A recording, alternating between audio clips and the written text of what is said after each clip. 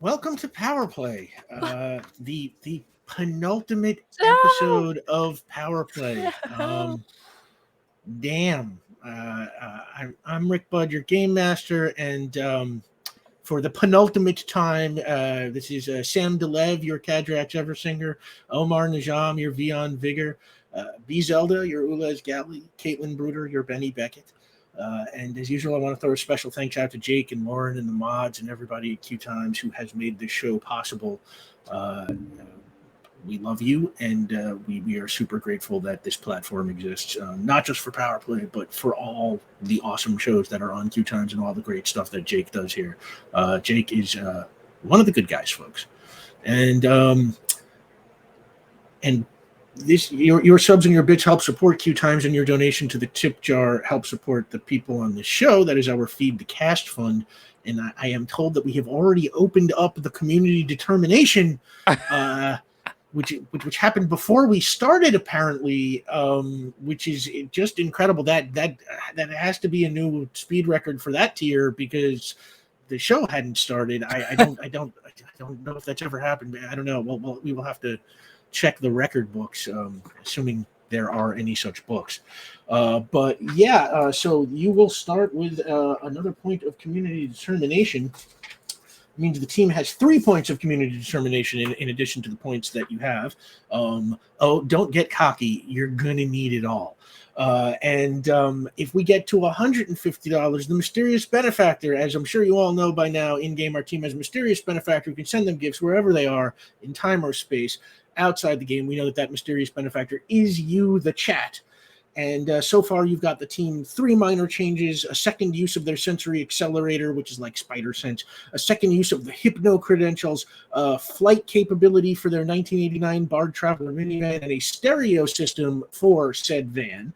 And tonight you can get the team their last major change of the series, and their last change of the series. This is it. This is wow. Okay, everything hurts. But yeah, the last major change of the series.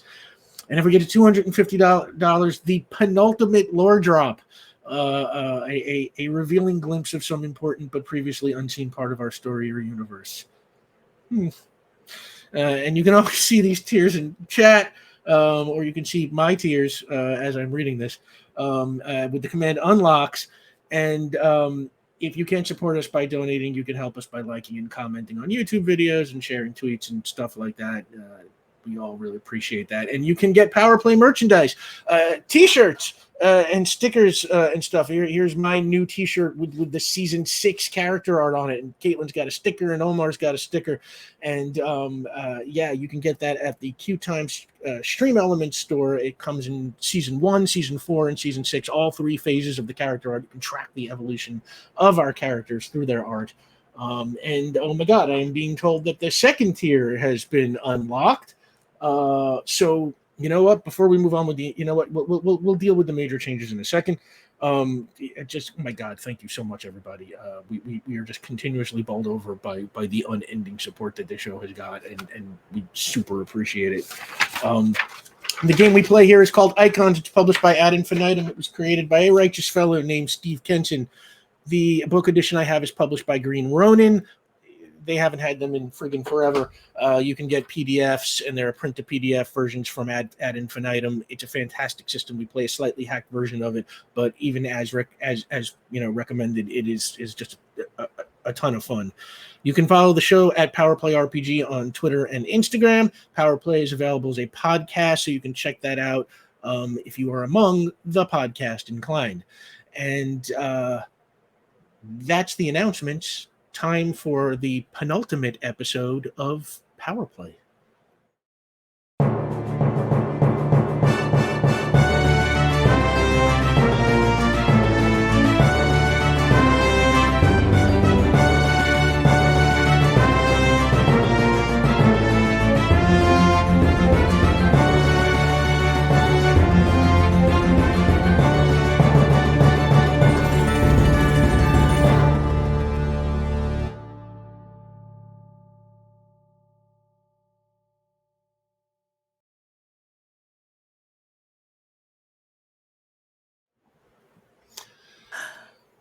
And we're back now. Before we go any further, let's deal with the mysterious benefactor gift. So, if everybody knows what they want for their major change, we can start. How about with Omar and Najam? Omar, what are we doing for Veon? I would like to bump up occult to +3. Okay. I would That makes like Veon you to become, after all, I think there's a fun storytelling element to just cranking up that writing all the way to like an expert in that. But it's unearned at this point. Really, he's been hitting the books. He's been doing a lot of studying. The thing that makes the most sense is that he has now become an expert in the occult. Spirit of Justice, Master of the Occult. Feels right. I can picture that on the comic book. So yeah, Veon, that's it. You get +3 now, which means you can use your occult for stunting if you can think of anything to do with that. And you are a master of the occult. B Zelda, what are we doing for Ulez? Becoming a master at being the world's greatest detective. So finally, I'm going to boost my investigation to +3. All right. Investigation. So you are now Ulez Galley Master Detective, which also sounds like it would go really nicely on the jacket of a comic book. Sam Delev, do we know what we're doing with Cadrax? Yes. I'm taking the power of the choir beyond.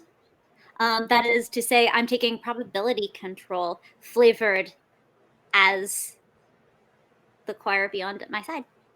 Oh my God. So a new power, probability control. And okay, remind me what level does that kick in on for a major change? 4 now. 4. Okay. Yep. Probability control level 4. Does that have to come with like a limit or anything, or? Yeah, so they naturally so they do come with a limit. This one I was like, usually we talk about which limits can and can't apply.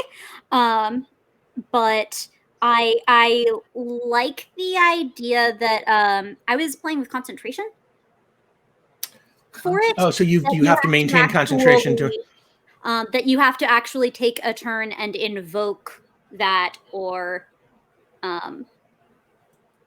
otherwise try to connect. So okay, so you have to take a turn to use your probability control, and you have to maintain concentration while you're doing it. Yeah, I'm not sure how that works with the pool and the power. It's a little fuzzy, but such as penultimate. Yeah, we'll figure it out. We'll figure it out. Yeah. We'll play it by queer. The publishers approve. And Caitlin Bruder, what are we doing for Benny Beckett? So, I was trying to think. I was like, I had ideas for these big flashy things, and I did whatever in the end. And I think Benny's just gonna take one last boost to willpower. Oh wow! Okay. Well, you did one last boost to willpower, bringing Benny to willpower 9. That is more than twice Cadrax's willpower. It's more than her strength and her prowess, and I don't know, that felt right. So wait, that brings up your stamina to 17. God, I always forget that willpower affects that. I swear I'm not. Why have I HP ever gaming. made a social check? Willpower, not. How dare you? All right, so our major changes are in place. Thank you so much to the chat for enabling that power upgrade. And now, previously on Power Play, the Red Mist, who turned out to actually be Donnell Tyrannon, the roughly 1,000-year-old former Crown Prince of Estrovia, tricked the team into taking down the magic shield that protected Fritt Manor so he could look for the orb that renders him vulnerable to damage. Only it turned out Fritt did not have that orb. Donnell killed him and 29 other people that day and announced his intention to make Port Ruby his new kingdom. It was a pretty brutal loss for the team, but along the way, Veon was able to use his ESP to get a look at the location of that orb, and he saw a strange red glow from the grass in a big empty field under a night sky. We're going to pick up on the morning of Sunday, October 10th, 2021. And we are at Carpa Storage in Yard Hill. Ulez, You arrive at Carpa Storage, called there by Molly Darnell, and you see Molly, played by Nathalie Emanuel. And she has asked you to come look at the progress that she has made on your ship. When you walk in, you find it covered by this enormous tarp. What are we expect? We greet you. We greet you. So glad you can make it. I wanted to give you the grand tour, and then I have to head back to Quantity to work on this new robot dog I'm building. Oh, that's exciting. Are we expecting rain indoors? So what is the purpose of this tarp? Oh, no, this is the purpose. And she grabs the tarp, and the ship is pretty big, so she like kind of pulls and walks it away as it like unveils the ship. And it is a sight to behold, much larger and sleeker than your original ship. And Molly says, we use so much of the captured Alpha Combine craft that it's practically a brand new ship. I didn't want anyone to mistake you for the Combine, though, so I rebuilt everything to make it totally unrecognizable. And while your original ship was built for one, this one has room for, I would say, 2 or 3, maybe more. And I'd say it is, it's slightly bigger than a runabout from Star Trek. Veon showed you that, right? Yes. Now, come on, I'll show you. And okay. She kind of grabs you by the arm and opens up a hatch in the center of the starboard side and takes you in. And she starts pointing around as she talks. It's got a small kind of cockpit bridge area over here. You see 2 seats at the console, and per your request, a little seat for Lori the Lorgian. That's excellent. Yeah, and you look around, and the little bridge area is kind of full of buttons and screens and readouts, and then Molly points at the back, and then over there in the back, we've got a tiny galley for cooking, complete with a coffee maker, and a small area for plants and your horticultural experiments, and that's the ship. I wasn't sure if this thing would ever be done, but the wing plates are mounted, the drive system is calibrated, the energy modulators are modulated, and then you hear a voice from the outside. Hello? And Molly's like, right on time. And she grabs you by the arm and pulls you back outside, and you see Sandy Carpa, played by Cheech Marin, standing there. And hey! Oh, I greet you. We greet you. And he looks over the ship and he's like, very cool. Right? And, Molly called, and she said that this thing was in need of some decoration. And he motions to the floor where you can see all of his paints and his brushes. And he says, so what do you say we turn this marvel of engineering into a work of art? We say we would love to. All right, you and Sandy get to work painting. Ulez, what do you think you and Sandy might paint in or on the ship? We're going to do a garden, but it's a garden of flowers that represent all of our family and friends. So, you have to give me a little bit of time to figure out what flower goes with who. However, everything is specific, and even like the scene and the positioning is kind of unique to whoever it's attributed to. Is that the outside or the inside or both? It's going to be the inside. Okay. The outside is going to be a willow tree that kind of covers the entirety with its kind of, wispy branches. Love it. I love it. And you and Sandy get to work on that. Now, meanwhile, Benny, you got a job interview this morning. You answered an ad for a kickboxing instructor at a small martial arts studio in Grenell Circle called Dose Strong. And the front door is open, and you walk in to find the place mostly empty. There are some weights, a couple of punching bags, mats on the floor, but no people until a woman, played by Ruby Rose, emerges from the back room. And can I help you? Oh, hi. I had an interview. Yeah. Hi. I'm Shannon Slater. I am the new owner. Just bought this place 2 days ago. Old owner said he was leaving the country. And do I know you from somewhere? I feel like I've seen you before. Maybe I have one of those faces. Huh. Yeah, maybe you do. I'm Benny. Nice to meet you. And you shake hands, and it says, anyway, I'm looking to get things rolling here as quickly as possible, so I need someone to teach some of the kickboxing classes, and if you think that's you, then let's see what you got. And she steps to the center of the mat and squares up as if expecting to spar with you.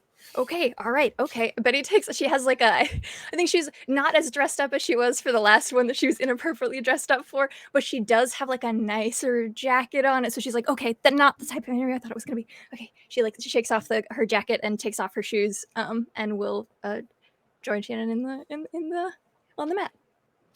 Okay, give me Oh, a God. prowess roll with all Roll of interview. your kickboxing. Roll interview. Okay. We're just gonna do one roll to account for the whole sparring match. Yes. Oh, that's a terrible roll for me. That's only a 13.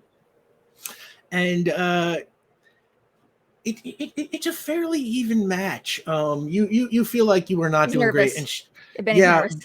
yeah, and she can see that, and sort of after a few back and forth, she kind of stops. Like, all right, I think I've seen enough. Feeling a little nervous. Oh yeah, I'm not really good at interviews. No, I get that.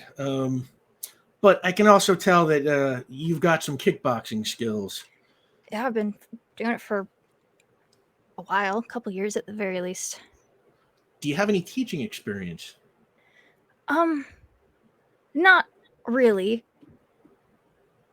No, not really at all. But I'm good with kids, and I really enjoy kickboxing. So, Well, my gut is still telling me to give you a chance. How would you feel about like a 2-week tryout period? yeah, I could do that. I will be better at that because it's not called an interview. So, yes. All right, tell you what. Your first day is Wednesday. Welcome to Dose Strong. Wow. Okay. Awesome. Thank you. Okay. Great. And she'll hold her hand out to I think she turns to go put her shoes on, turns around, goes back to shake her hand, and then goes to go put her shoes and grab her jacket. Yeah, and Cadrax, you were planning to go into work today at the Serrano Memorial Extension Clinic over in Meldon, aka the Vault. But before you leave the house, your phone rings. It is Dr. Keith Sutton, played by Elliot Page. Dr. Sutton, an unexpected pleasure. How may I assist you? Dr. D'Alto, I guess an expected pleasure since I called you. But so first of all, how's Abigail doing? I saw that whole thing about her father on the news, and then the robbery. It's a lot to choke down in a week. While she has had no respiratory distress of an obstructive nature, it has been a difficult week. She holding up? She would certainly not tell me if she weren't. But I have my ways. Yeah, well, I know that type. Anyway, if there's anything I could do, obviously just let me know. But you should come by for dinner. Could maybe do that. I'm gonna have to look at my schedule. Things are a little weird down at Astro right now, scheduling wise. But I wanted you to hear the big news from back home. The rebels have taken control of the Crystal City. Commander Blair has the old government in retreat, and Dulce thinks it's a pivotal moment. Oh, thank the choir. Yeah. Dulce says the situation on Beta Pixis is still pretty fluid. And of course, all the planets the Star Choir conquered are still in the hands of the old government. But the tide is turning, and we wanted you to know.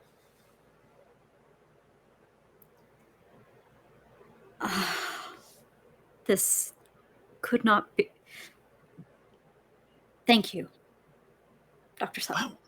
No, my pleasure. And how about dinner on Tuesday? Yes, of course. Okay, I'm gonna pencil that in right here. Hang on. Okay. And yeah. I will use a fine tip pen. What? Maybe I'll do that. And all right. I will see you Tuesday, Doctor.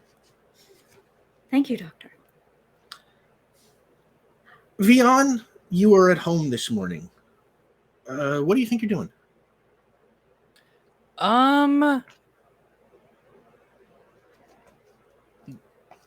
Nothing. I think that it's Veon is taking the time and making the choice to have a slow and quiet morning. So maybe just making like a pour over a cup of coffee. The windows are open. Just letting kind of like the breeze come through. Which I know is a little bit colder because it's, you know, later in the year, but just listening to the sounds of the city and just kind of having, just a general slow city morning. All right, and while you're doing that, your phone buzzes. You can see from the face the caller is Joy B, your father. I take a quick gulp of coffee and answer it. Hey. Veon? Hey, Dad, how's it going? It's going okay. It's wonderful to hear your voice after, how long has it been? A year? More? A little while, yeah. Too long, I suppose. Sorry it took me so long to call back. I forget to check my messages sometimes. Congratulations, you're officially a millennial. Your mother and I have seen you on television. Oh, yeah. Just been, doing a little bit of carrying, my sister's weight when it comes to helping out the city, I guess. We were a little worried when you were accused of blowing up that building, but Amira said it was a mistake. And then the paper said that too. And then we saw you fighting aliens and saving people's lives. Right. Yeah, all of that did happen. But I assure you that I'm making a concerted effort, sir, to get enough sleep at night. I'm staying hydrated. So, in between all those shenanigans, doing what I can. You've come such a long way. Listen, it came to my attention a little while ago. And if this is not an all right time to talk about it, feel free to let me know. But you were contacted by someone who I guess threatened me in a way, but more so threatened you in your career and your journalistic integrity. And I just wanted to call you and not leave it in a voicemail and just talk directly to you and let you know that I'm fine. I'm good. I'm doing great, in fact. And I'm sorry that you had that happen. And that you shouldn't give up. And also that guy, he won't be bothering anyone anytime soon. Huh. I guess it's good to have a superhero in the family.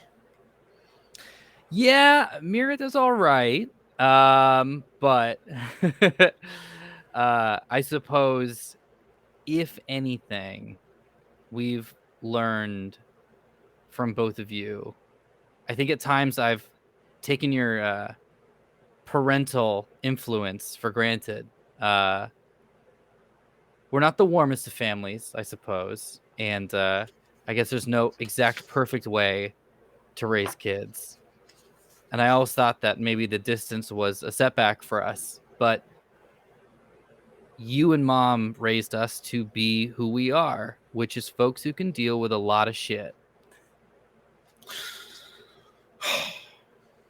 We are so proud of you, Veon. Proud that you're fighting for good, making the world a better place than you found it. But be careful, son. Even the good fight will leave scars on you.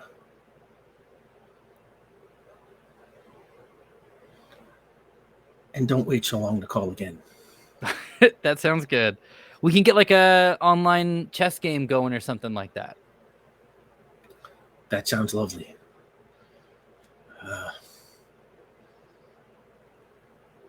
Goodbye, Veon. Bye, Dad. Talk to you later. And he hangs up, sounding kind of choked up. And, yeah, and is there anything else anybody wants to do with the afternoon of, or the morning of the afternoon of Sunday, October 10th? I'm good.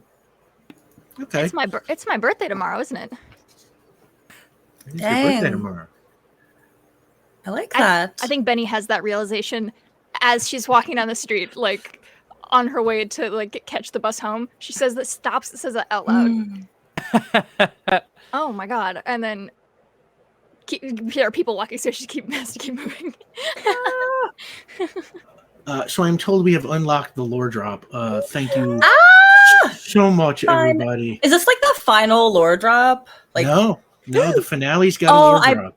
okay, and I thought I heard that, but I'm like, No, okay. finale's got a lore drop. Writing it almost made me cry. So maybe made me cry.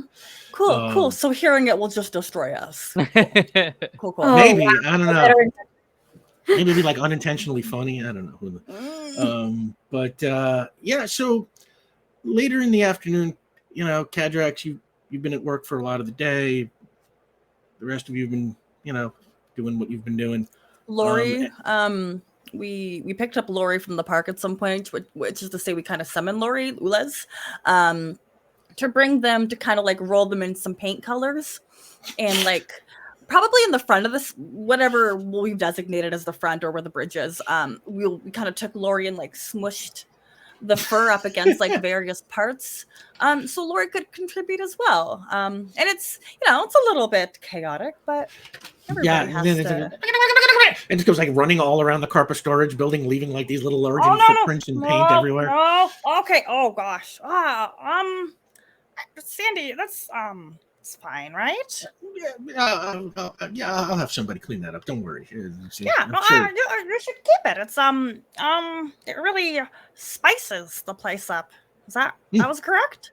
I was Spicy? worried that my storage facility suffered from a lack of spice, but Not with this paint. well, It's not edible, but it's spicy. Yeah. Well, I guess I should be thanking you. Well, oh, don't touch Lori. Thank Lori. Thank you. Never mind. Oh, they're gone. Yep. And right around 4 p.m., Veon, there is a knock at your door. I head over and open it. Hello. And you see a young man, collared shirt, slacks. I'd say he's played by Joe Keery. And he says, Veon Vigor? Yeah, how's it going? It is great to meet you. My name is Boris Fesniko. We spoke on phone last week. We did. You made me associate producer on your movie. That's right. Oh my God, Boris, please, don't come in, maybe, because my office is such a mess. Why don't we? And I like telekinetically, just like, or actually, that makes more sense than using magnetism because I'll just pull everything. Specifically, just grab my keys and my wallet, and then just like lock the door. Yeah, what? Let's walk and talk. You want to grab a cup of coffee or something? Doc, I like coffee, and you head down to the Doran Park Cafe and you get a couple of coffees, and there's some small talk. He asks you about life in Port Ruby. Tells you about life in Astrovia a little bit, and then finds like so. Took your message to my boss. And, yeah, great. When he hear this name, Daniel Sizik, Teo become very concerned. Mm-hmm. You see, and this is probably going to surprise you. Okay. 1,000 years ago, the Tyrannans, ruling family of Astrovia, was attacked in peasant revolt. Most people believe the whole family was killed. But very well kept secret, Astrovian secret, is that Crown Prince Donnell survived. You're joking. Yes, he hid among the peasants for many years under the name Daniel Sizik. Really? Donnell being ancient form of Daniel. Well, when you put it that way, it's kind of right in front of you, isn't it? Okay. After your call, Mhm. we research you and learn you are superhero. Oh, Then thanks. we learn of the Red Mist's recent attack on home of Jonathan Fripp, Uh-huh. who we know from his own interest in Red Mist. Yeah. Red Mist is Donnell Tyrannon. Boris, you just cracked this case wide open. We gotta up your credit on this. Yeah, glad to help. Long story short, Red Mist returned. We must do something about it. And when I say we, I mean mostly you and your superhero friends. Right, But, yeah. I, maybe, possibly, perhaps, can help. Okay. And, he pulls a briefcase he's carrying up onto the table, and he opens it up. And inside, he pulls out a sheet of this old vellum paper that looks very old. And he says, to defeat Red Mist, you need Valk's orb. To find Valk's orb, you need this spell. And he hands you the paper and he says, Valk created the spell to locate orbs should Red Mist ever return. It has been passed down through Astrovian hands for nearly 1,000 years. Now, I trust it to you.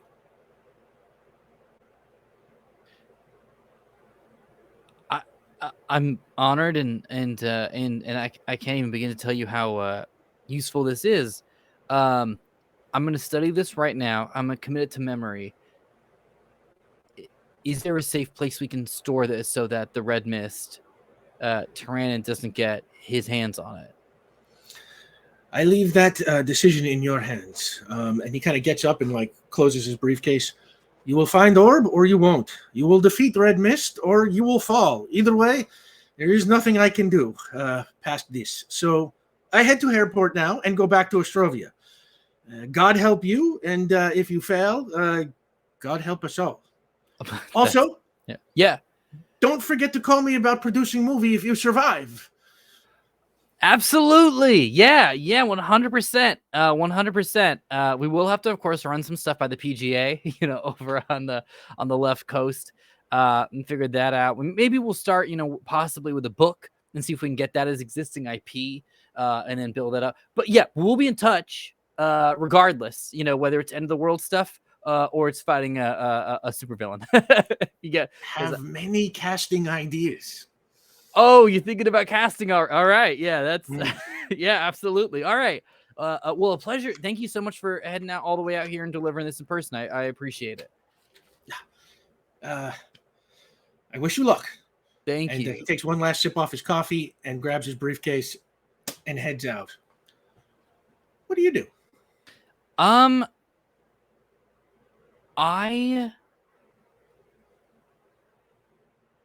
look at, okay, so I look down at the paper.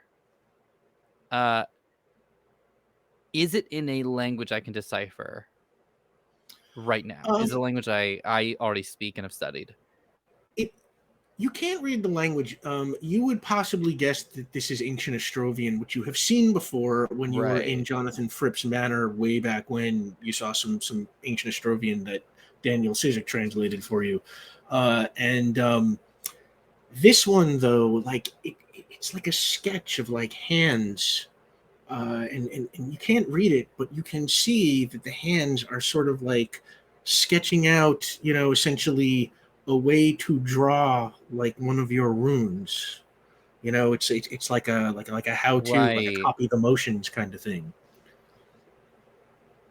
Okay, I'm gonna look around. Just to have this in my back pocket, what I'm gonna do is I am going to take the cup that I am drinking out of. And I figure we didn't get, because we were there. These are like not to go cups. I'm going to make sure that the bottom is completely dry, and I'm going to place it on top of this paper and leave it there for a second.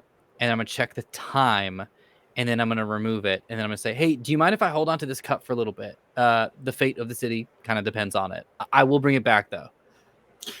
And the waiter just kind of looks at you and he's like, fate of the city, huh? Yeah. Yeah, okay, whatever. I've heard it all. And I will sort of place that cup in the pocket of my cardigan, and I'll have that in case I need to post cog, in case anything happens to this. I'll be able to just do that from the cup itself at that exact timestamp. So then I head up to my apartment, and before I cast this, I am going to call Ulez. Ulez, you are at the storage facility, maybe finishing up the painting with Sandy when your phone rings. I'll greet you. Hey, Ulez, Veon here. I'm about to do something. I'm at least going to try something. Is there a way that you can get all of us in a conference call and make sure it's as encrypted as possible? Oh, yes. How soon? Well, as soon as if we can send a call out right now, I think this might be of immediate importance. Okay. Opening other lines. 1 second. Also, Sandy, we have to do something that requires extreme privacy. No, yeah, you got it. I'm feeling a nap coming on anyway. I think I'm gonna head on home. Okay, we thank you. Could you take Lori? A lot of the paint has dried, and they'll mostly just eat it off, and I think that's okay. And he looks down at Lori, and Lori kind of looks up at him, and he looks down at Lori, and Lori looks up at him, and he's kind of opens his arms real big, and Lori like kind of leaps up like and hugs his neck. Okay. We thank you. Exist well. Exist well. And they head out. Well, that was kind of happening at the same time they rang Benny and Cadrax. Benny, Cadrax, you were at work, maybe just coming out of surgery. Benny, maybe you're back at home, and you both get this call from Ulez and find yourself in a conference call with the whole team. Before we begin speaking, hold on.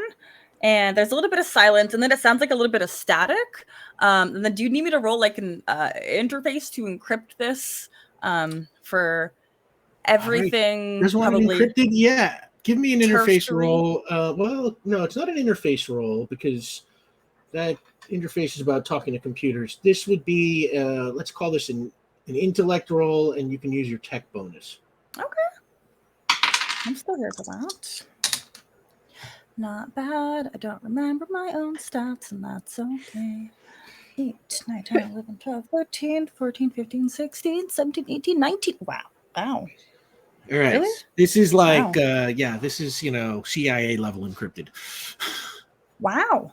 Okay. No, hold on. I messed up. That's supposed to be 16. Okay, there we go. That feels better. All right. Well, it's still pretty good. 16 is a rollicking, massive success. So okay. Please do not speak until you hear the frog.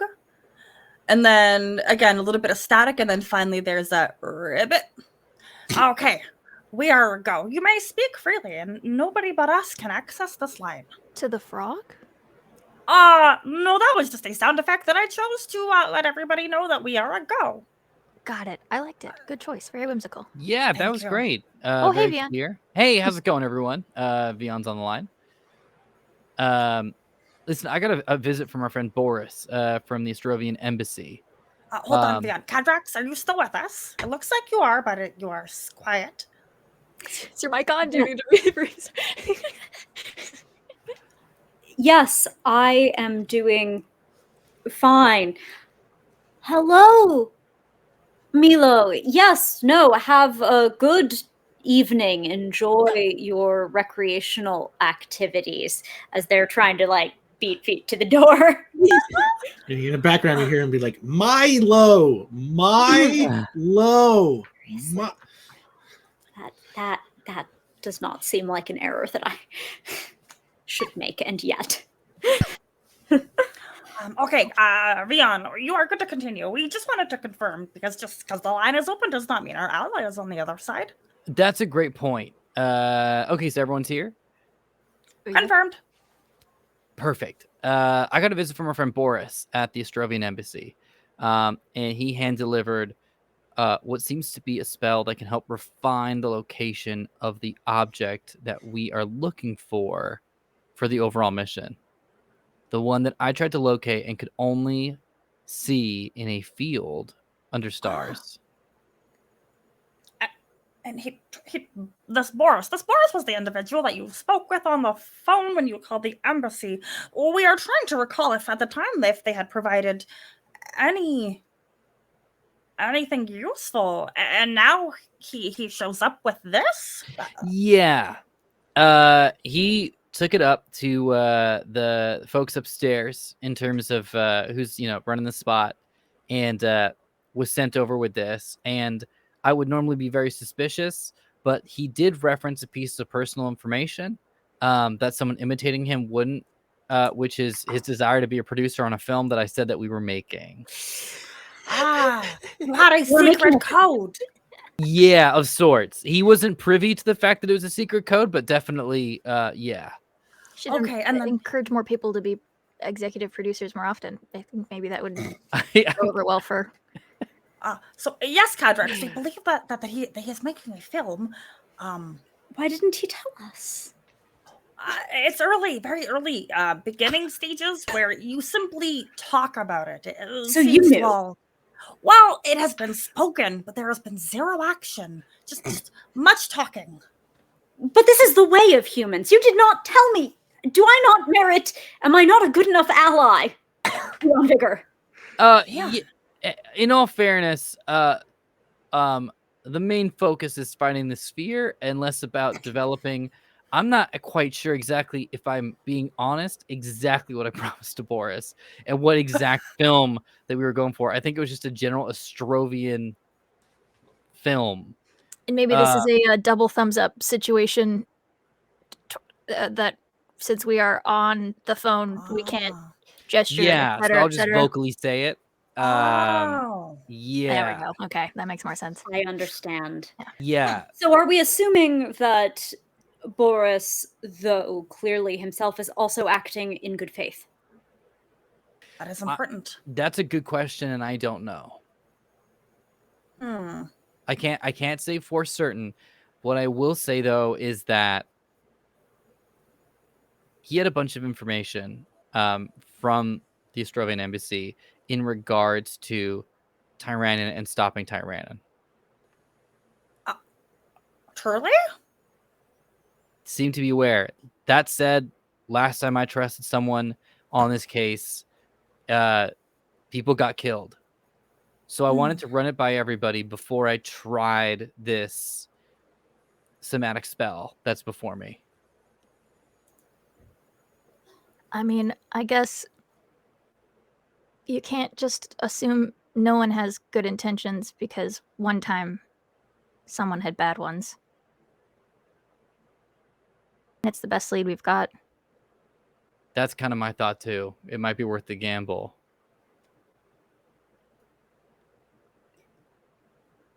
I can only imagine that were this information available to Jonathan Fripp, he would surely have obtained it. Even if he does not have your arcane capacity. Nonetheless, as our allies point out, this is our only, let's confirm for me, lead? Yes, exactly. Good. I almost said follow, but then it follows then, yes.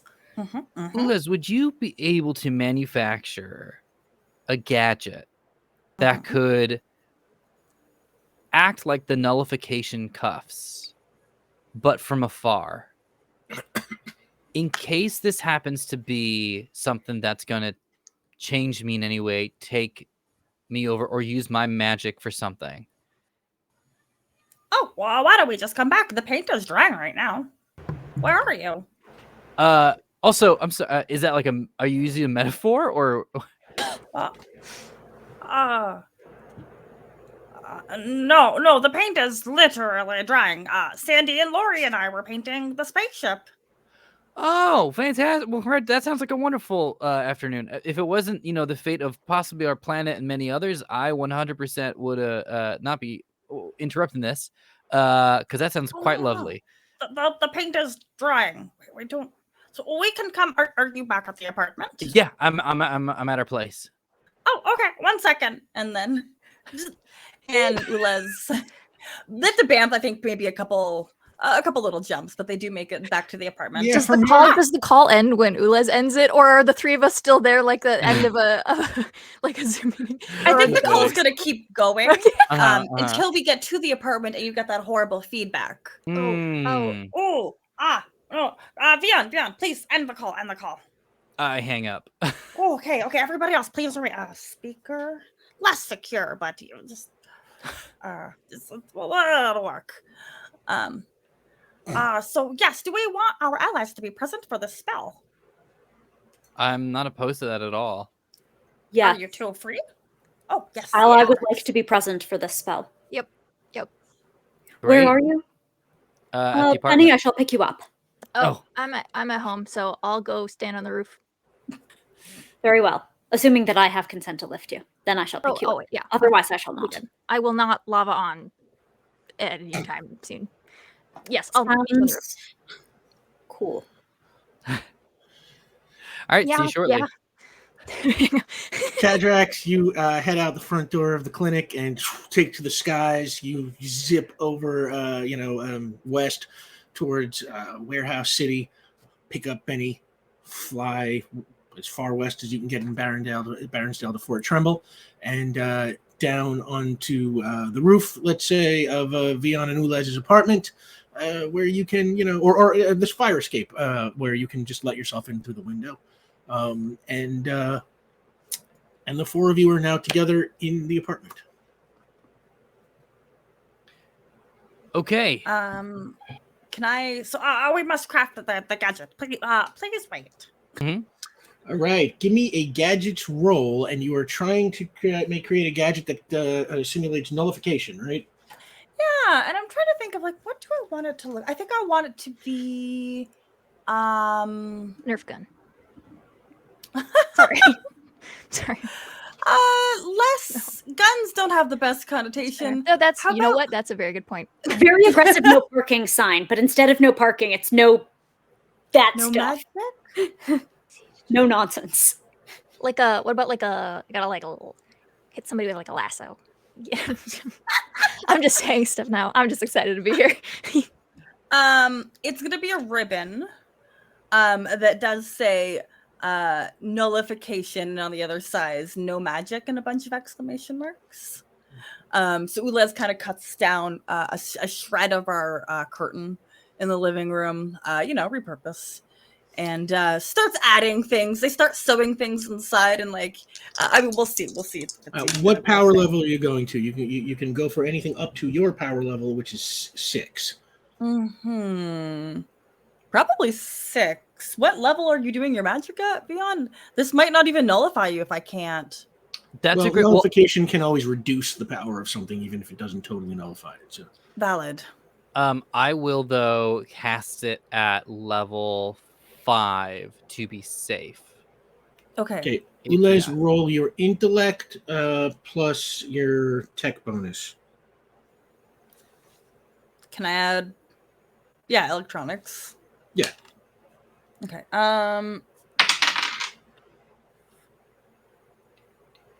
15. Massive success.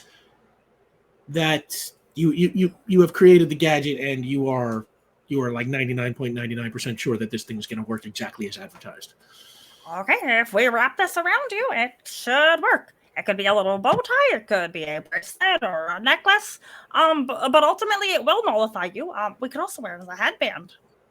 Oh wow, that's kind of fun. Yeah, let's go with a little headband moment. Okay. And like they set it up with like a little like tie in the back, like kind of measure your head. Okay. So be good. We are prepared. Okay, is everyone ready? Yes.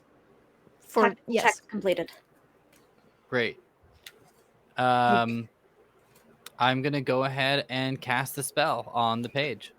All right, so you're using big, medium, little. I'm doing big magic, but I'm casting it at level 5 to make it easier. Keep track of what magic's doing what. I'll write it down right now. Yeah, and give me a roll. Okay. Here we go. This is going to be to turn on. Well, now my occult's at 3, so that's actually going to be 9 plus roll. That's going to be a total of 12 to turn on.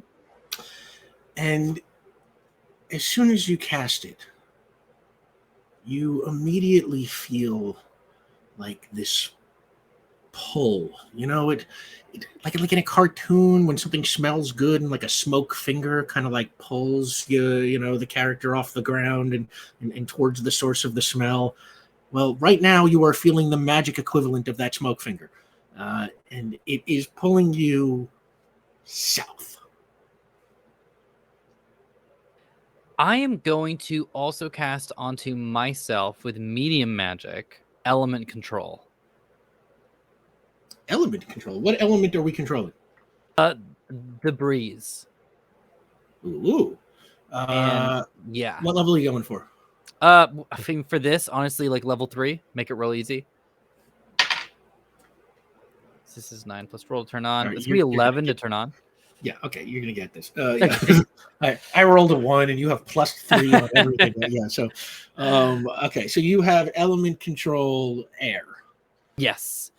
And what I'd like to do is just make a little line of breeze, and I want to tie it in with the big magic that I'm doing, so that there's just sort of like maybe like 3 or 4 feet of just a breeze that's going in the direction of where this is.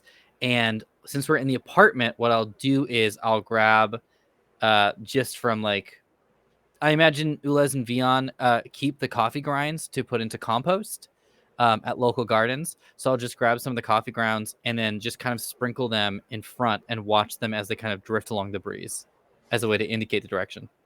And they just kind of fly out the window and kind of up over the buildings that you can see to the south and vanish. Vanish out Doc, of sight. right. If you don't mind holding me out front, I think we might be able to follow the trail. Very well. We shall follow. All right. Cadrax, you're taking everybody to the air. And you fly out the window and up over the building to the south. And then south over Baronsdale. And, of course, due south from Fort Trumbull. In fact, Jake, can we have the Baronsdale South map? If you go... This breeze has to feel like wheeling downhill. Oh, thank you, Veon. Yeah.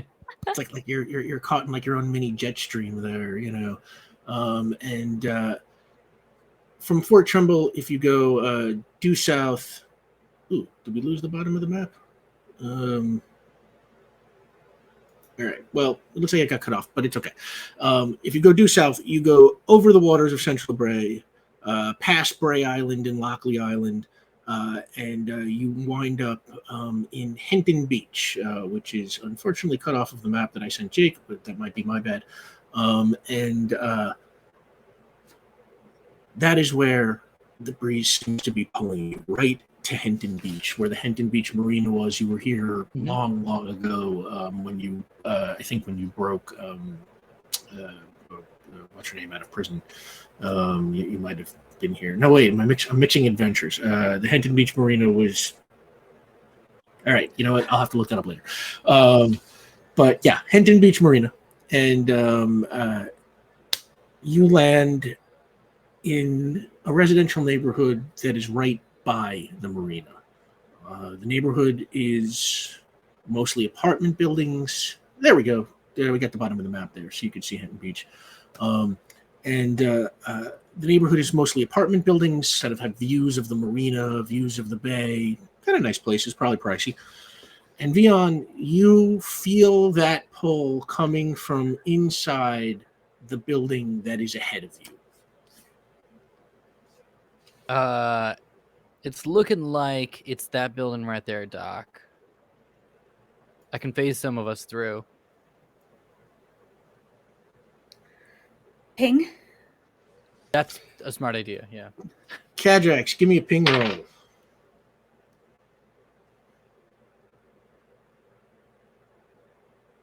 Oh, Sam's going for the special dice. We're probably good with the map now, Cadrax too. die. White and rainbow. Oh ho ho! Whoa. That's the funniest cocked die. I got caught between my tray and my monitor. So that definitely doesn't count in any way. All right, that it actually does. So that's 15. Okay. You ping the building. There's 8 stories in a basement, stairwell at every corner, big elevator kind of, in the center of the complex. And there's a lot of people in it. 8 stories. Each story has got to have, I don't know, maybe 6 to 8 apartments on it. And there are people in many of them. Nothing really jumps out to you as particularly interesting about any of them. It just kind of seems like an apartment building, and that's what you get. It is occupied. Many apparent civilians. About the number one would expect. No particularly notable materials or concentrations of objects. I'm gonna go ahead and do a quick detection. What are you trying to detect? I would like to detect magic. Okay. Detection. Make sure I'm doing this right. Select a type of detection. I know it's within visual range, but I'm going to say that I can see the building. Yeah, detection is your ability to detect a specific thing at visual range with awareness equal to your detection level. So, which magic are we using? I'm going to be using my medium magic. Although, here's the thing, because I'm running out of awareness, I'll do little magic, actually. Okay, so your little magic is 4, so you're going for a level 4? Yeah, because it's going to be going off my awareness, which is 3, so it just makes sense. Well, no, I think your power level serves as your awareness for the sake of this. So it's like if you roll it at 4, it'll become 4. Yeah, if you things. Let's go. I'll drop the element control then, and then do detection at level 5. 5. So this is 9 plus roll to turn on. That's going to be 13. Happy birthday. Yeah, that turns it on. And now this is 5 plus roll. That's going to be an 8. And you feel you're okay. You definitely sense magic somewhere in this area. You think it is maybe coming from beneath the building, possibly its basement. All right, gang. I think what we're looking for might be under the building itself. That kind of feels familiar. We visit a lot of places under buildings. That's true. Actually, that's a great point, Les. That's very true. We've made many underground connections. Oh, yes. Well, shall we? Is there anything we should prepare first? We are not too entirely sure what this endeavor will require of us. That's a great point. I was able to detect magic in the basement area or somewhere around there. That's as far as I was able to get. Doc, did you pick up anything that would ring some alarm bells? No, nothing. Cadrax looks to their phone and looks around. Is it possible we were followed? Give me an intellect roll. Anybody who wants to see if you can. Sure. I mean, I did speak it aloud, so someone far more qualified than I can do it as well. 10. Teamwork. This is my worst roll. 10, 8, 12. I can't. 9, 10, 11, 12. 12. It's like 12. the lowest I can roll. I was above average, okay? On the same number. Easily the highest Benny has ever rolled on it like this. So how are we feeling? We all have different strengths. You scan the area around you, and I'll say it's actually sort of becoming night now. Oh, The okay. sun is going down. It's October. It's sun sets pretty It's early. night early. We hate it. And you see people walking on the streets. You don't really get the sense that anybody is watching you. You think you're all right. Okay. If there's a window or something in the basement, we can phase down. And then open the window and let Cadrax inside. Yeah. Yeah. Excellent. Let's say you can find a window to the basement. We won't make you roll for that. It's pretty easy. It's like you're just looking at the side of a building. So it's like, yeah, the basement's got, say, 2 windows on each side. Perfect. What I'm going to do is I'm going to cast, before we head in, telepathy at low with small magic, just so we can have the non-verbal mental connection. All right, come here. You got this. 9 to turn on. So it's 10, the low roll. Yeah, well, you got it. You are super powerful, my friend. Perfect. And everyone is willing? Is that true? Is that correct? Is that good? That's what I Okay. take into account. So Yeah, it's always you are good all to check in. telepathically connected. Great. Sam, I feel like you got something going on. It's just that from a purely Cadrax is just a touch bothered, and has been making mental inventories of what they could possibly do to ameliorate that situation at all. Eventually, they crack open their med kit and open a small pocket that isn't from the initial med kit itself, but rather contains a sensory accelerator that they hand to you. Ooh. The sensory accelerator operates like danger sense. And let's see, did I specify Makes the a character level? impossible to surprise attack for one scene. For one scene. Okay, impossible. Okay, perfect. Who's got it on? I offered it to Veon. Okay. I will actually interfacing with magic in this scenario, and therefore it is particularly tactically significant. Okay. All right. That makes sense. And I'll equip myself with it. All right, Veon, you've got the sensory accelerator on. And now what? You want to head for one of those windows? Yeah, and just phase right down through it. Yeah. Okay. You phase in Ulez and Benny, and then you, from the inside, can easily open the window that Cadrax can just swoop right in. You are in the basement of an apartment building. There's a boiler, lots of cardboard boxes with storage stuff in it. There's a wall with tools for the super or whatever. There's garbage cans and brooms and stuff like that. It's a basement. And are you still running your detection? The magic My detection, magic that's detection's still on. Yeah. Okay. And as you walk into the basement, you still feel that the magic is coming from beneath you. I see. What does the basement look like in terms of like the flooring? It's like concrete. I'm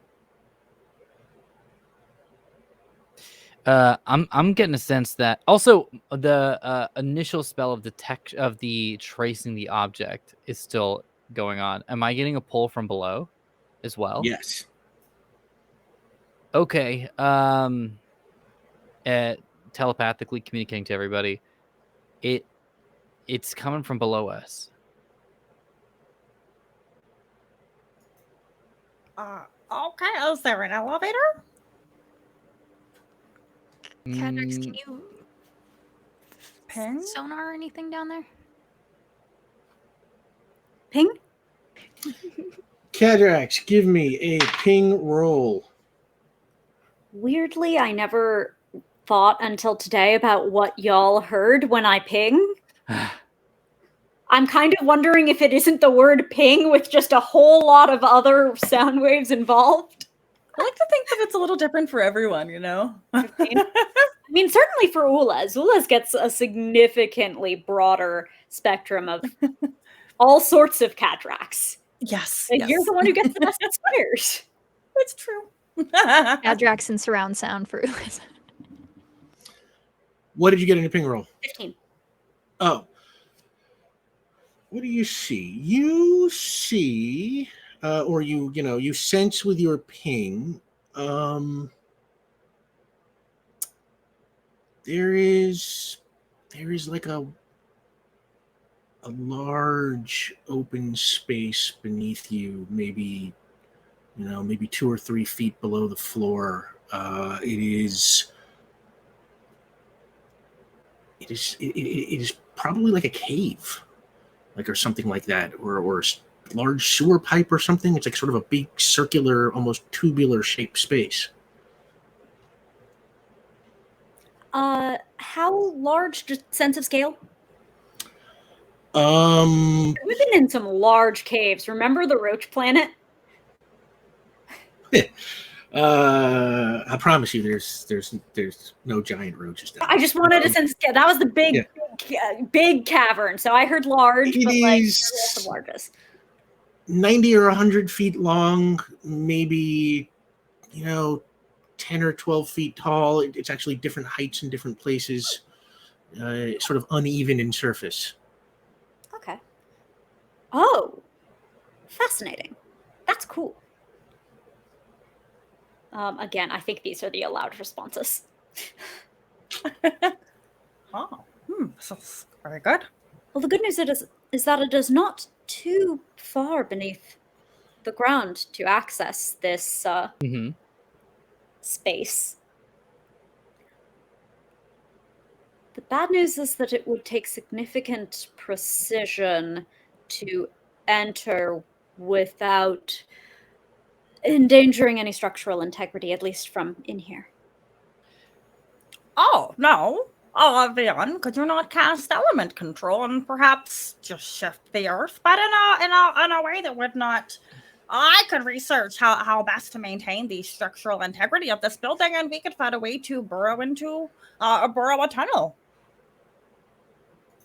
That's not a terrible idea. Kind of like earthbending our way into this spot.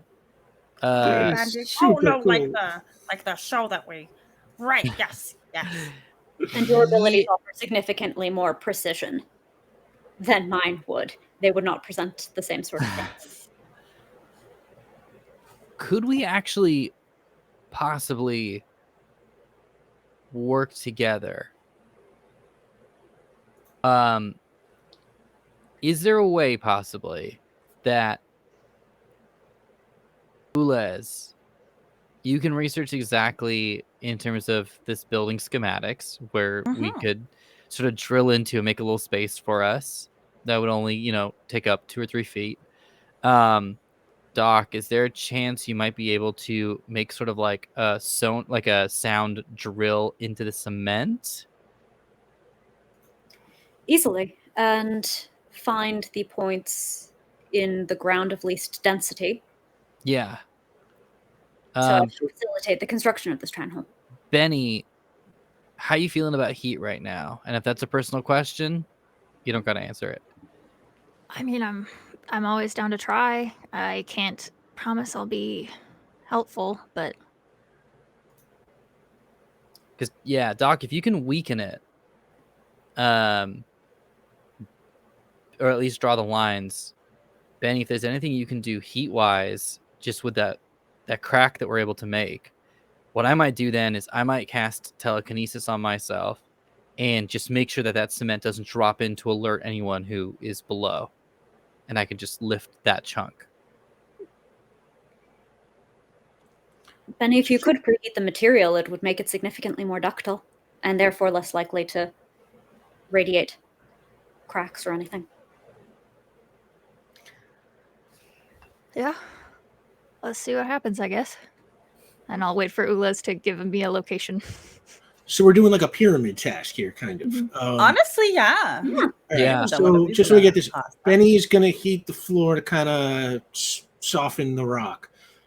Make it brittle, yeah. Ulez, you are going to... I'm step 1. I'm You're step one. researching the building schematics and how best to navigate the structural integrity to make sure wherever we're digging holes isn't going to affect anything above or below us. Okay, let's start there. Ulez, Okay. give me an intellect roll or an investigation roll. Oh, okay. Just a simple request of the universe's greatest detective. 15, not my best. Okay, 15. That will certainly get the job done. Ulez, you are able to easily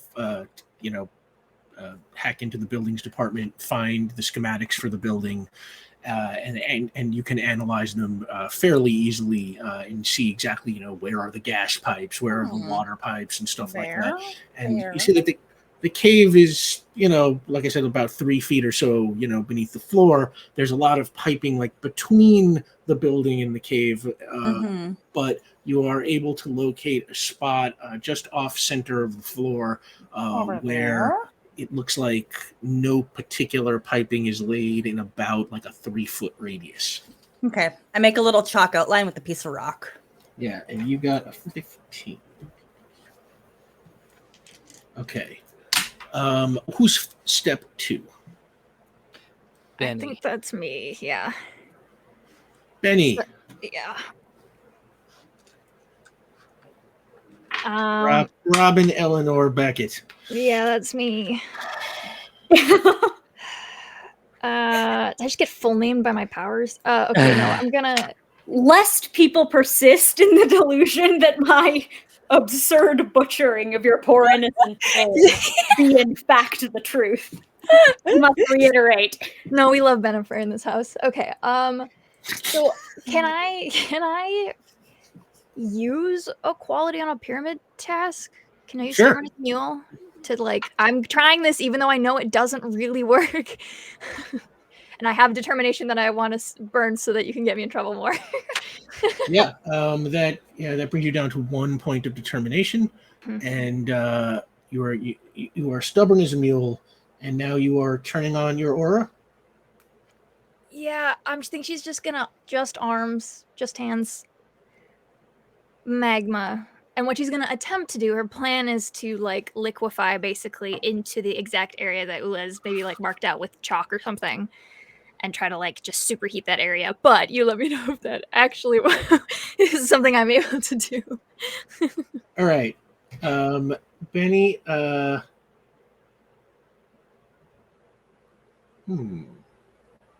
Okay, you turn on your aura, and kind of roll should this be?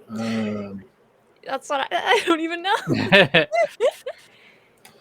All right, give me just a roll on your aura. Is it all? Are you using all 10 points? Yeah. Okay. Yeah. Just give me a roll on your aura right now. Okay. Sorry, just kicked my table. God, the dice are really into Benny not having a good time today. That's a 12. 12. That is a moderate success. Okay. What I'm going to say The is stretch probably sucks with the solidifying. you lava on, and suddenly some of that obsidian starts appearing, but you concentrate real hard, and you are able to kind of turn the obsidian back into lava. It is taking a ton of your concentration, so you are kind of not able to pour as much into the task as you would like. But you do manage to channel a good deal of your aura at the floor, and it does, so you can see the concrete kind of start to crack and splinter right beneath you. Not as much as you had hoped, but it Better worked. than I could do 48 hours ago, so she'll take it. Who's up as number 3? I am going to facilitate the concrete portion of this excavation that our earthbender is earth lifter. I don't understand why you call Right. it bender in this scenario. Bending has always been a very strange attribution, but it flowed very well with the story that was being told, so you just kind of went with it. Well, yes, but this is not a story. This is real. We're here right now. I'm next. Is the point? So, and what are you doing? I am the precision drill. Okay, so I mean, that sounds to me like it is a complex It's a complex task. I'm the reason there's an earthquake quality in Baronsdale, so I'll join you in Stress Town, Benny. But I've grown a lot since then. So, well, not Me too. About 20 stories worth, but yeah. Again, this is the real life. These are not stories, and okay, good. That's 17. And it's a little trickier than you thought it was going to be. Maybe because Benny was not quite as successful as she had hoped in cracking the pavement. So it took a little extra effort on your part, but you are able to control your harmonic resonance in a very precise way, and you are able to tunnel, say, like a kind of 2-foot shaft down through the concrete, and you hear some crumbling beneath you, and some rocks start to drop and echo. Veon? I'm turning on telekinesis at level 4. Okay. Sorry, at level 5. I'm turning off my detection, and instead of doing telekinesis, let me mark that. And I am going to make sure that chunk of rock does not fall. And at level 5, I should be able to lift something the weight of a motorcycle. Telekinesis, use your willpower as your telekinetic coordination. Oh, then I'm able to, pop it at level 6, actually. Yeah. No, your willpower is 7, according to my chart. That's correct. So that is the weight of iron, or the weight of a tank or a bus. So it's a bit more. What did you roll to turn on your telekinesis? Okay, so this is 9 plus roll to turn on. That's going to be 14 to turn on. That will very easily get it done. Great. And then this is 5 plus roll, and it's pumpkin, so that's 11. 11. Okay, and you concentrate and reach out with your mind and kind of get a hold of the section that Cadrax kind of drilled out. Mm-hmm. And you're pulling it up or pushing it down? pulling it up. Like initially, it's like I don't want it to fall, so like I catch it for like a second, and then I'm very carefully going to just with my mind and magic lift it up, and then very carefully hover it like an inch above the ground and set it down. Not right next to it, as dangerous, but like a couple feet away. Yeah, and we're gonna say you and Cadrax acted in very quick succession. So like Cadrax did that drill thing, and immediately you catch it with your telekinesis. Yeah. Pick it up, move it to the side, and you can see that there's now like a good 2.5 foot hole. And if you look down into it, you can see straight down into, you know, what is a very dark hole right now. Okay. Can I shine some light down there? You absolutely can. And Ulez, you maybe use the light from your braids or and you can see that it is in fact a cave. It looks like a natural rock cave, probably probably carved by the water at one time. You are very close to the shoreline right now. You can see stalactites, stalagmites, all the stalags, and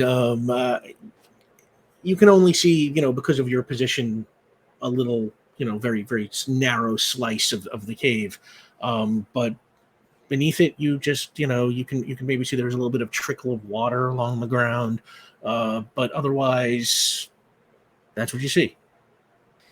Ula, is that enough for you to get a sense to teleport us down?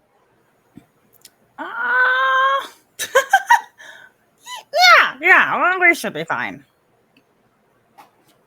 Can I dive in like a swimmer because I have flight so I can? Oh yeah. 100%. May we watch and then grade you like they do with the people who jump into water from the boards?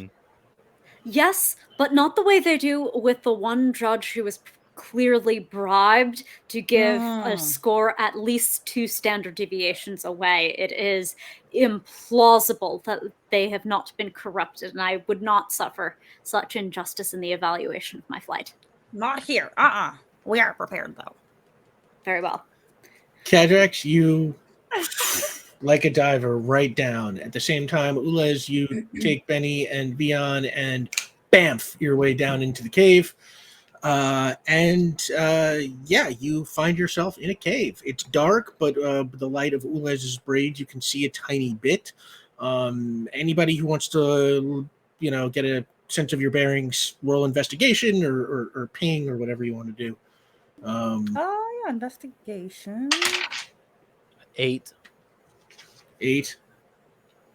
16 ping. 15, 16 ping. Okay. Actually 10, so, sorry. 10. Yeah. Okay, so the ping reveals that the cave is basically what you sensed from above. It is fairly small. From where you are, it extends about 30 feet to the east and about 60 feet to the west, and that's the whole cave.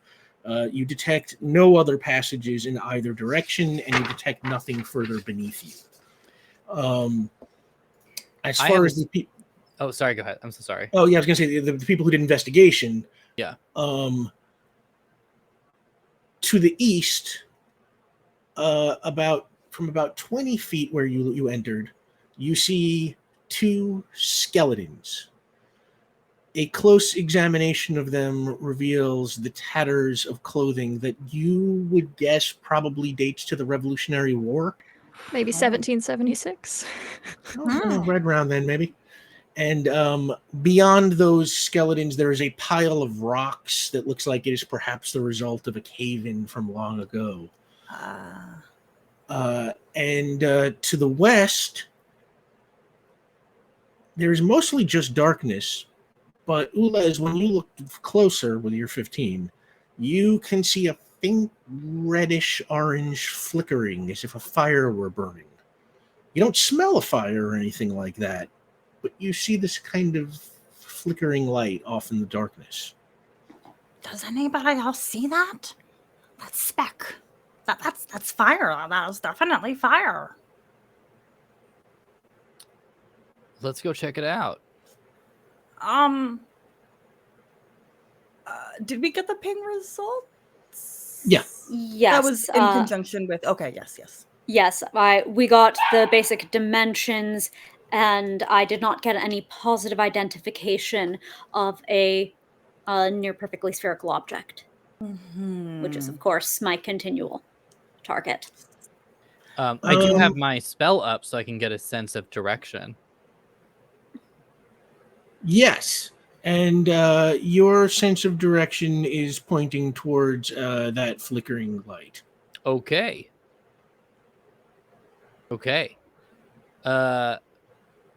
Let's head in that direction. You head west, and the further you go, you can see the far wall of the cave. The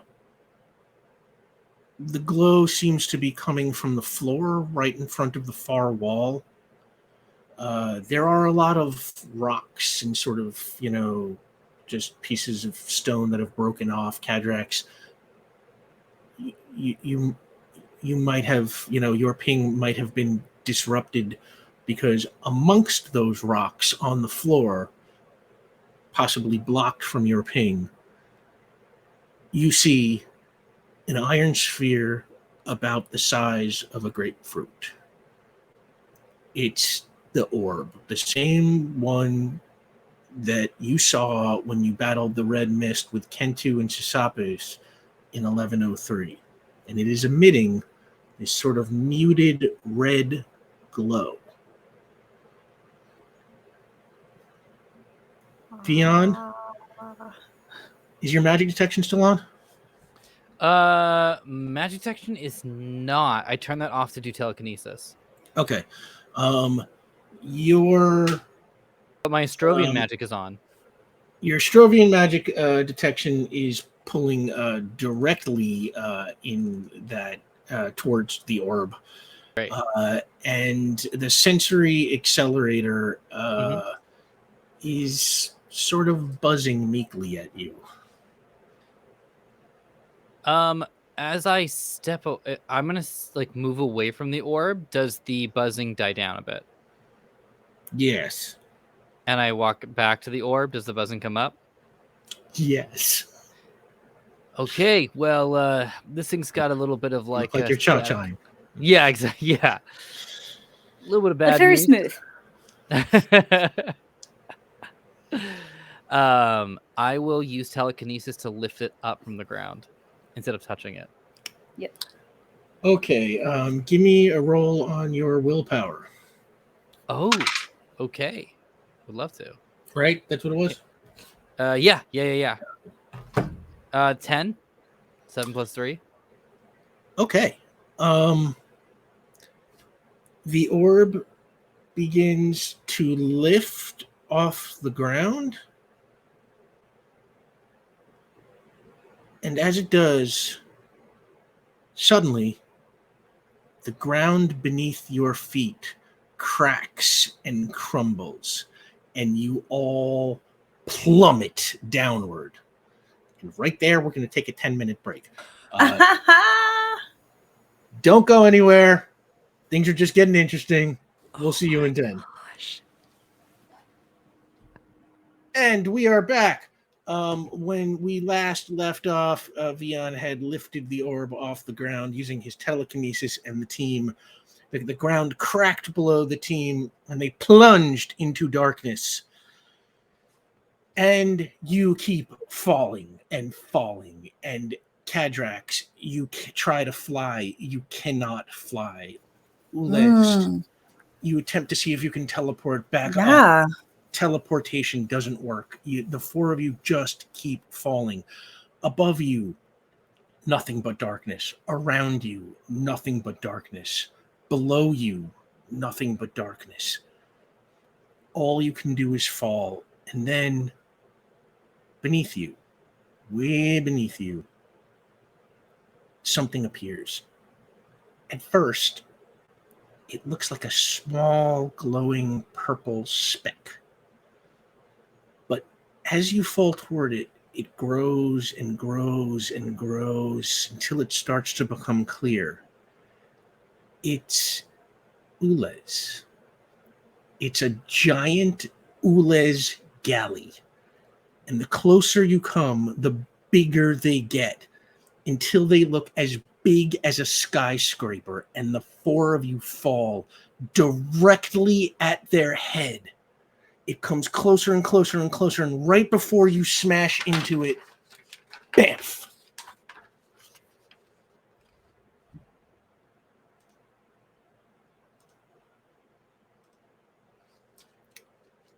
You all suddenly find yourself in Ulez's new ship. Ah! Please update your backgrounds accordingly. Oh my goodness. This is the ship that they just finished painting with Sandy. And you are flying through space. Space? Space. Ulez is in space for the first time first. Well, second, but you know. Cadrax, you get your space? And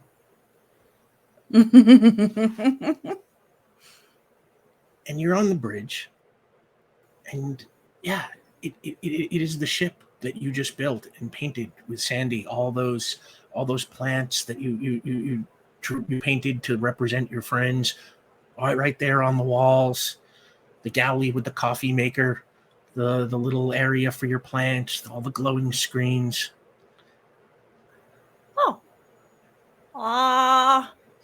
Welcome to my spaceship. It has been crafted with the corpses of many other spaceships, including a little bit of the van. If somebody tries to drive it next, it might not be as functional. But Molly is looking into fixing that. Nobody was supposed to find out. We did not think we were going to be here. Welcome. Thank you for having us. That was we fell into the head of an Ulez galley, correct? That was not my imagination. That's what I saw as well. There are very few mechanisms that would induce a shared hallucination that precise. Mm-hmm. Indicating it happened. Yeah, okay, so let's kind of like go through those steps then. We got the orb. We found it in a cave underneath a building. That makes sense to me. Then the ground collapsed underneath us. Considering the magic that the orb carries with it, that also kind of makes some sense that something could have happened. Then we fell through that hole underneath the cave, and this is where it gets a little fuzzy for me. That's where we approached an Ulez galley, and now we're in your ship. Could not fly. That's right. And as you're thinking this over, the display comes to life, and you hear signals detected. Ulez, you look at your scanner readout, and you see 4 ships, and they're fairly close by. Configuration. Oh, sorry. Yeah. Oh no, go ahead. I was going to say, from the configuration, what you see is one of them kind of out in front, and then 3 behind. Possibly 3 ships chasing one ship or tailing one ship. But that is what you see. What do you want to do? Okay, I'll reiterate that. Kind of pull it up on the main screen, zoom in, and show like, well, this might be a potential chase scene, but it has been quite some time. We do not usually involve ourselves because we don't necessarily have weapons, and while we still don't exactly, we could act as a deflection. What should we do? Do I recognize anything about the make, the tactical formation? You are not in range for visual. So far, all you have is sort of like electronic indications of their presence. Do you want to get close enough for visual? Yeah. Ulez, your spaceship has a handling of 8, okay, speed of 10, structure 5, and armor 5. And handling is 8. The the way a handling test works is you make a test of your coordination, limited by the vehicle's handling ability. Your coordination is 7, so you can roll fully on your coordination. Give me a coordination test. That is a 9, 10, 11, 12. I like to count on my fingers. 12.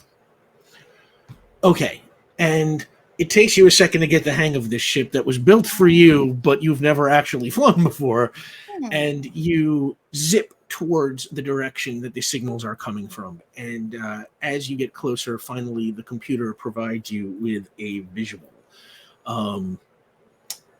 Anyone who wants to try and identify what they see, give me an intellect roll. Oh, yes. Please, finally a 6. 11. 11. 14, just on a blank intellect. I don't know if I could add investigation because we're... 14's fine either way. Okay. Ulez, you quickly identify the ship out in front as a keeper ship, just like your original ship. Very similar. Little fridge. Cadrax, you quickly identify the 3 ships behind it as Alpha Combine ships. They are coming up fast on the keeper ship, and they are firing on it. Wait, we have to intersect. That is a keeper ship. They have no weapons either. All right, then we are their weapons. Yes. And Ulyss is just going to zoom towards them. You want a handling? Give me a handling roll. Okay, this is also like a zero plans, because like again, we don't really have weapons either. Our friends are our weapons, but you can't just say that out loud. That's just gonna be my coordination 7. 11. Okay. You start flying right towards them, and you are able to maneuver fairly adeptly. Your ship is much faster than any of these other ones. But like you said, you have no weapons. So what do you want to do? Allies, we can we can ride around these enemies like cats around birds, but we are not going to accomplish anything. We must strike them. What can we do?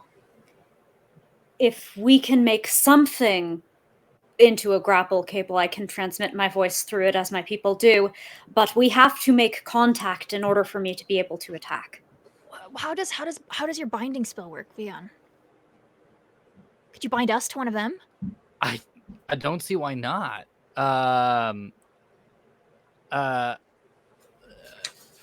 Binding projects an attack out to extended range that binds or traps the target with glue, ice, mud, webbing, or the like.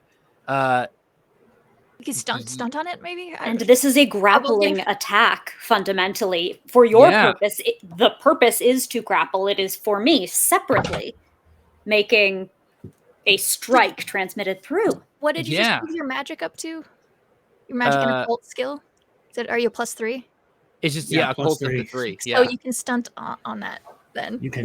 So you're a master in it. Ooh, dang. Yeah, I will go ahead and stunt to get grapple to work onto ships or bind onto ships.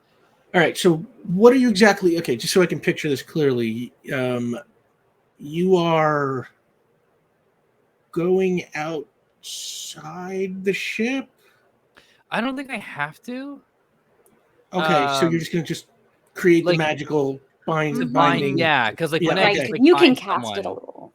Yeah. And all I need to do is make contact with a wall, and I can transmit down the cable because it's a solid object. Awesome. All right, so you're binding. Let's roll for one at a time. So, great, let's do that. So this is 9+ roll to turn on. What are we going for? 14, and I'm going for big magic. So because we found the orbs. I'm turning off my Astrovian magic.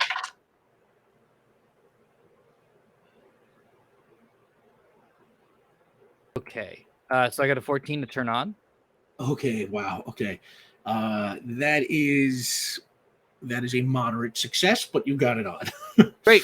Okay. And now I'm going to be casting this at level 7. So this is 7 plus roll.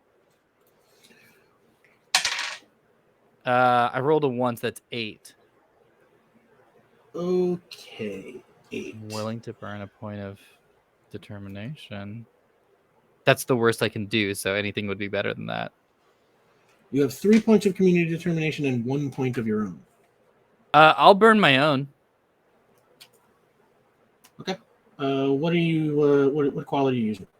I am going to use. I'm not stubborn as a mule. I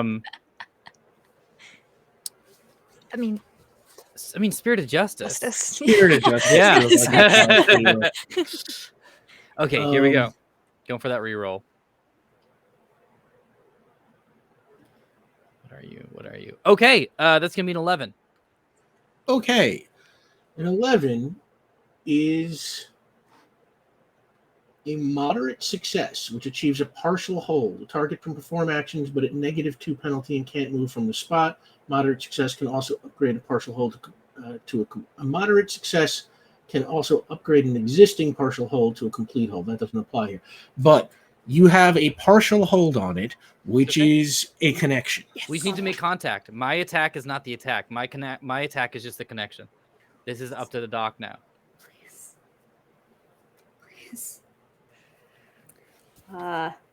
I'm going to entreat the choir beyond and put my hand to the wall, and I've trained for this, but this is the first time I've ever done this. Is this, and I just had a question, harmonic resonance control, or is this just like a blast? What are you doing? Is it like is this... I think mechanically this is a blast, Okay. because I'm transmitting violence. It's not anything more complicated than that for the purpose of game mechanics. Okay, give me blast roll then. And I'm spending a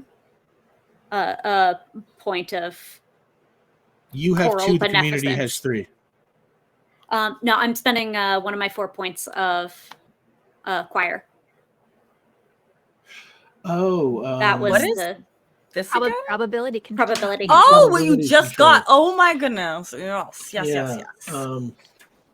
Acquires. It functions like a point of determination. Determination does, right? Yeah. That's Okay. so cool. And I have right. them equal to my level of the thing. They renew like normal determination. But they can only be spent, like that little pool can only be spent for that. So what did you get? I haven't rolled yet. Oh! That's a 5 on the die. So that's, Jesus. So 80, that's a 20. Holy crap. No, it's not. It's 2 fewer because it's not on my power. It's on my coordination, which is an 8. So it's 18. 18. Okay. Oh So- no. And that was Well, the that's plus. that- You got a +2 from the choir beyond thing. It is that included, how that yes. works? Okay. Yeah. I just So wanted to I ask, think though, yeah. right because it was a 5 plus 8 is 13. And then I don't have a. You're Well, 18. And then I have the 3 points of skill because it's harmonic Yeah. resonance. Yeah. And then I have the +2 of the choir beyond. yeah. Okay, so 18 is a massive success. So you deal 10 points of damage because your power level is at 10, which, even with considerable armor that it has, blows this ship to smithereens. Dang. 1 down as it explodes. The other 2 now, apparently noticing your presence, start to direct some of their fire at you.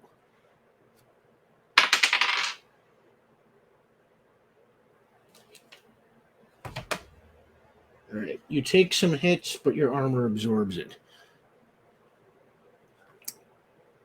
Ula, is there anything you want to do now as far as the other ships noticing your presence? Oh, I'm gonna go and hail the keepers.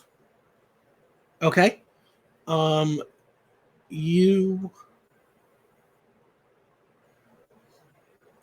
try and hail the keepers. You just get static. Oh no.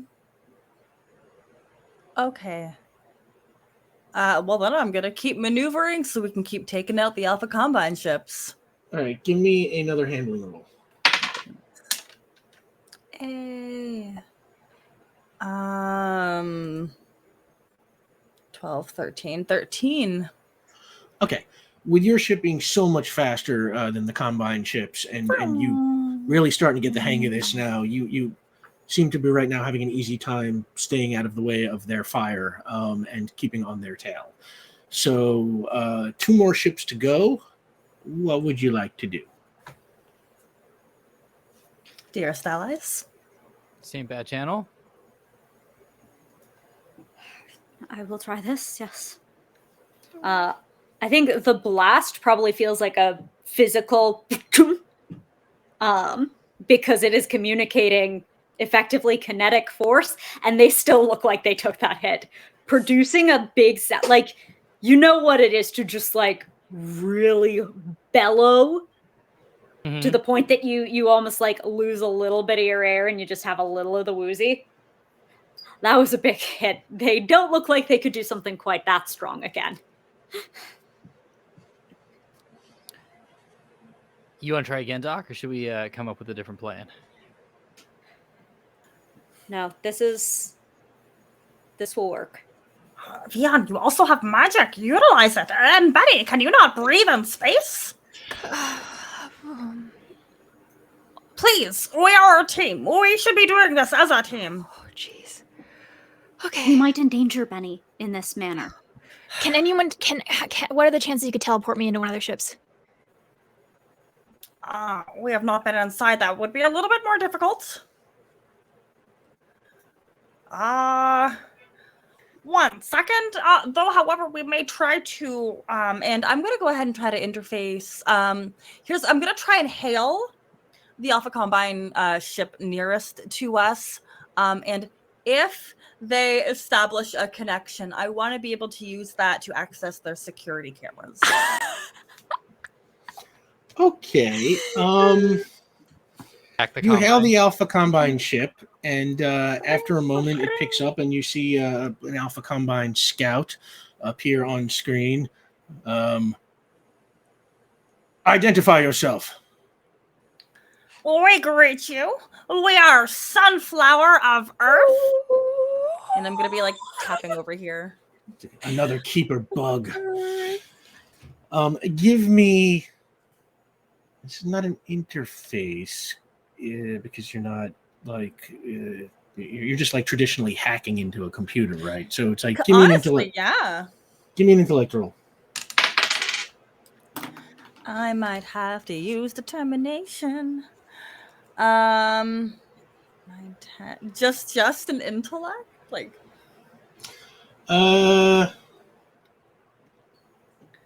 it's sad. It's a 10. I think it's just an intellect, because it's like a hacking role. You're just using a computer. You're not building an electronic or a robotic or a mechanical thing. I will use a point of determination then. Do I have any? I have 1 I wrote down. I have 2 for you. Okay, I don't keep very good track, so... I also screw that up sometimes, but let's assume we'll err on the side of the 2. So if you use one of yours, you're down to 1. Okay,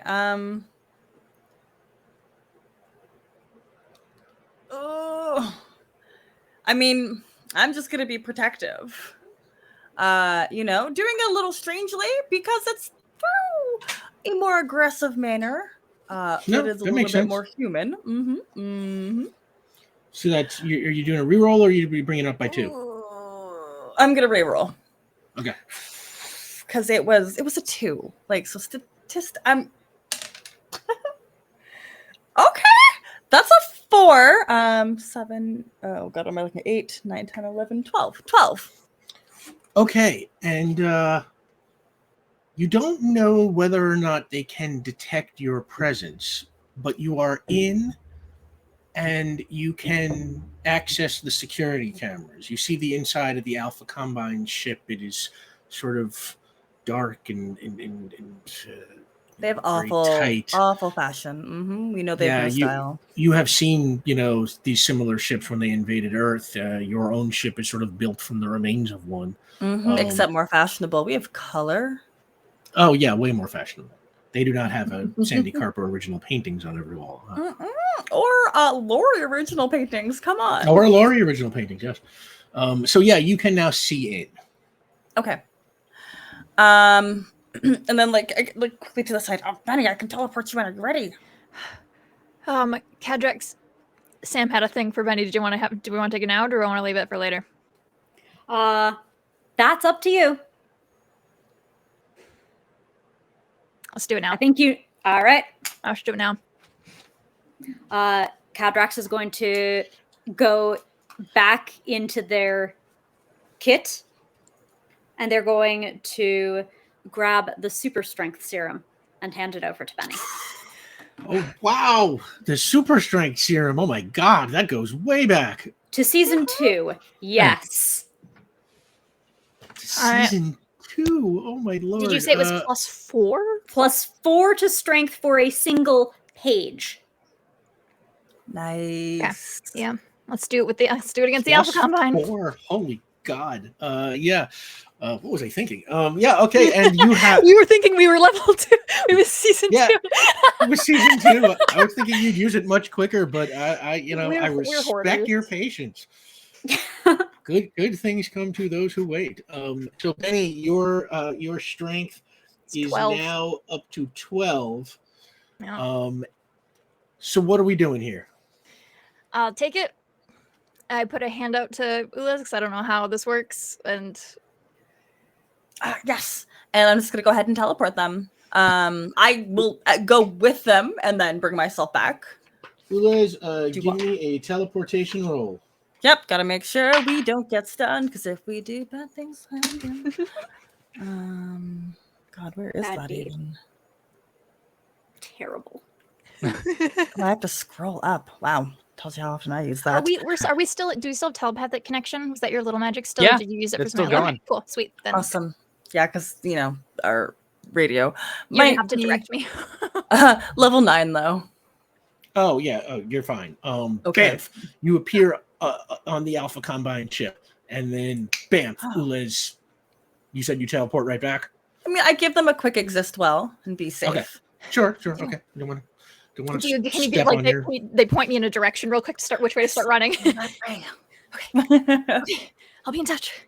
And then I'm gonna take and then poof back, and I do cancel the I dismiss the hails with the Alpha Combine. Like, yeah, the Alpha Combine guys kind of like screaming at you. We'll destroy you. And yeah, you just, they said it in a mean way. Benny, you are on this Alpha Combine ship. What do you want to do? I don't know what I was thinking. I'm heading towards where the bridge would be, which is what I would have asked Ulas to direct me towards. I'm running that way. And if I get lost, I'm gonna connect and be like, sorry, I took the first left and right. Whatever that, so that they can, because they saw all of the schematics. Give me an intellect roll. No, I'm asking Ulas to do it for me. That's why. Yeah, we got to telepathy. Okay, Ulas, give me an intellect roll. You put so much prep speech into that. That was good. 12. Okay, Ulas is able to navigate you towards the bridge, where you find 3 Alpha Combine soldiers working on the bridge. What do you do? Okay. Strength serum real fast. I don't know, is it like a little Band-Aid or is it like I don't know. It's like I think we said it was like energy a pill drink or something. Yeah. I don't know. Whatever. It's like I take a quick 5-hour energy. Yeah. And then I'm gonna try to lava on my arms, and I'm gonna try to deck the one who looks like they're the one controlling the ship. Well, there is clearly like a person sitting at the wheel at the controls. So you try to lava on. I'm gonna try. All right. First time I think this is the first time she's tried full body lava since for a purpose and not just testing it out. So you let me know how that goes, Rick. Benny, you turn on your lava. just like crackles on in like pieces in like a weird way. And everything is okay at first. And then you start to feel the obsidian forming. Give me a willpower roll. Okay. Oh, but your willpower's so... It's almost like her Oh, whole right. character has been building towards having control over herself and her powers. Okay, all right.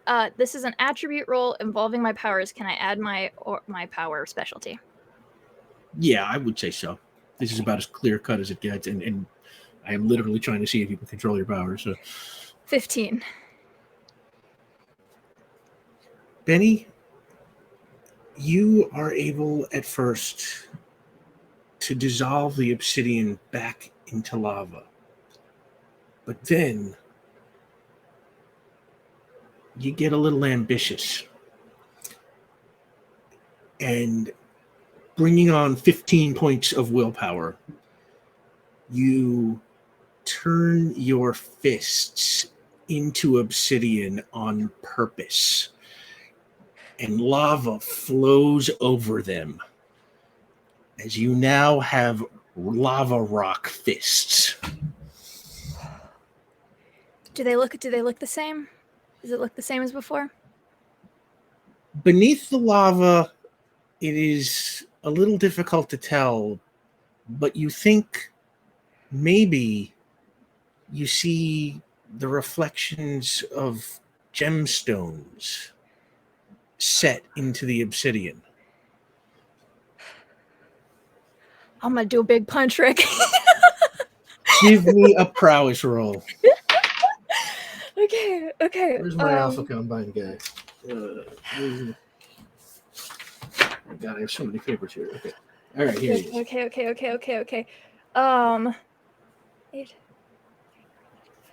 8. Wait, hold on. I can do math. I can do math. A 17. Look, they're big numbers. They are big numbers now. Okay, Benny. I am going to say that you kind of did this like you ran onto the bridge, lava'd up, did this, lava rock fist thing. And Surprise, maybe, hopefully. and you get to benefit from a surprise attack. So you go flying at the Alpha Combine soldier behind the wheel, and you hit him with your lava rock fist. And it is just like the crack is loud and clear and echoes throughout the bridge. And you just punch right through him. That's 22 into points the of damage. controls. It's 22 points of damage. Yeah, your fist goes straight through his whole torso like it's made of tissue paper, and right into the controls behind him. The whole controls start to fritz out, sparks fly everywhere, and the ship sort of begins to like wobble, losing its attitude. The other two Alpha Combine soldiers sort of see you. Hi. And they grab for their weapons. Rick, can I say what the fire sick has become? Yeah, you want to rename your quality? My new quality is Diamond in the Rough.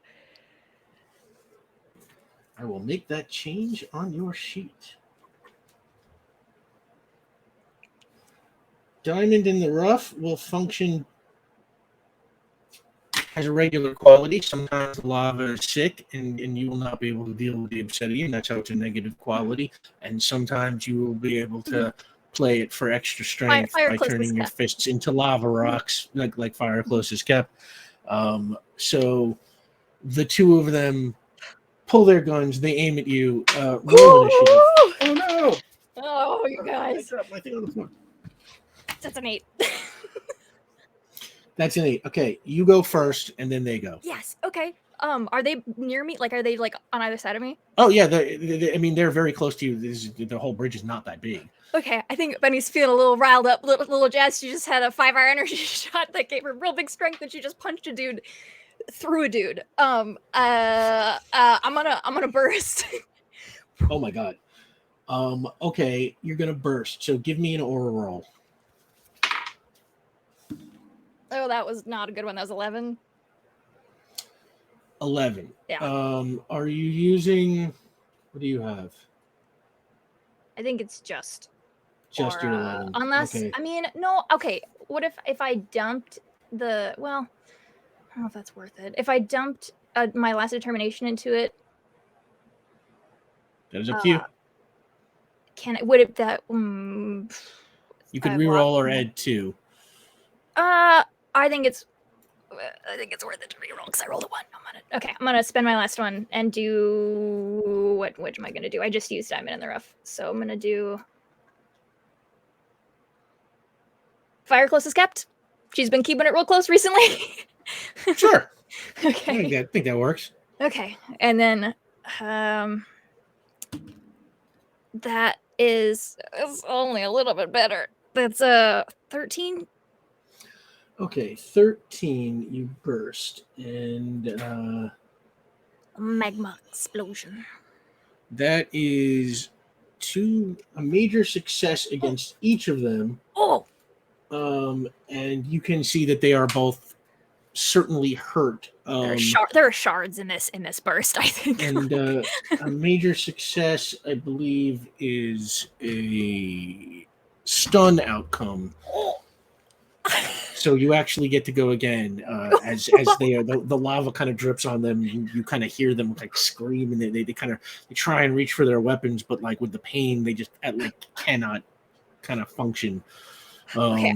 I don't think she can. I'm just self-imposed. I don't think she's gonna be able to burst again immediately.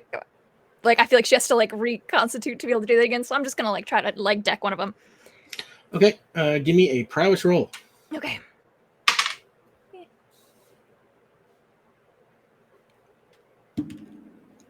18.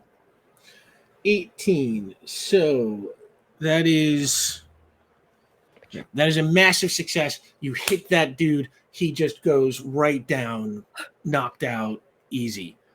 The other Alpha Combine Scout raises. He's going to attack you with some good old fashioned prowess. Actually, I know we're right here. Right at you. Yeah. Oh, bring it on, buddy. He's in super close quarters with you, and he just turns and throws a punch. Okay. Oh, that's a good roll for prowess. That is 17. And you catch his fist. Oh yeah.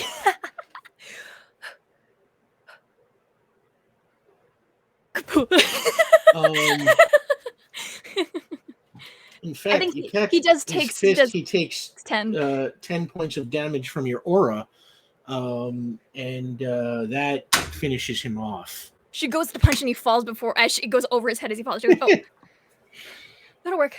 That is okay. And then she goes, hey, Les, how do you fly a spaceship? An Alpha Combat? Oh, we can instruct you. Figured that would be a cut back to the bridge. The pride over the telepathic link is immeasurable.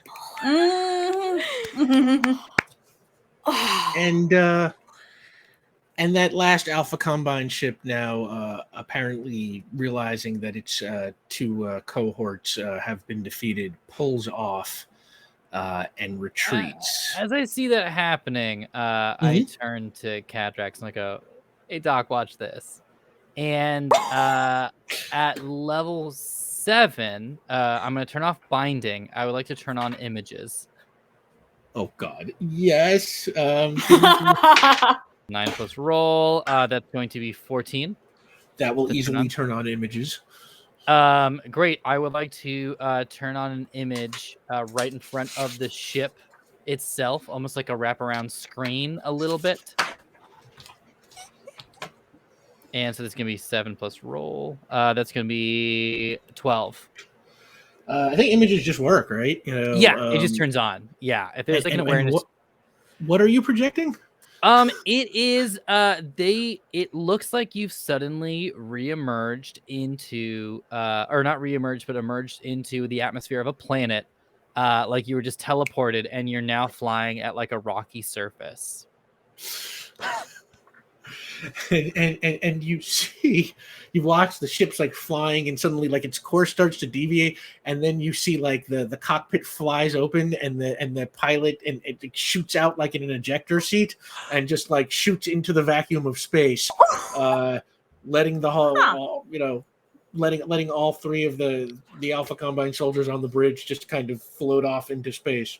And as that happens, the screen will sort of like flatten out, and then I would love for it to just before it dissipates, it says executive producer Boris, and then it can just vanish.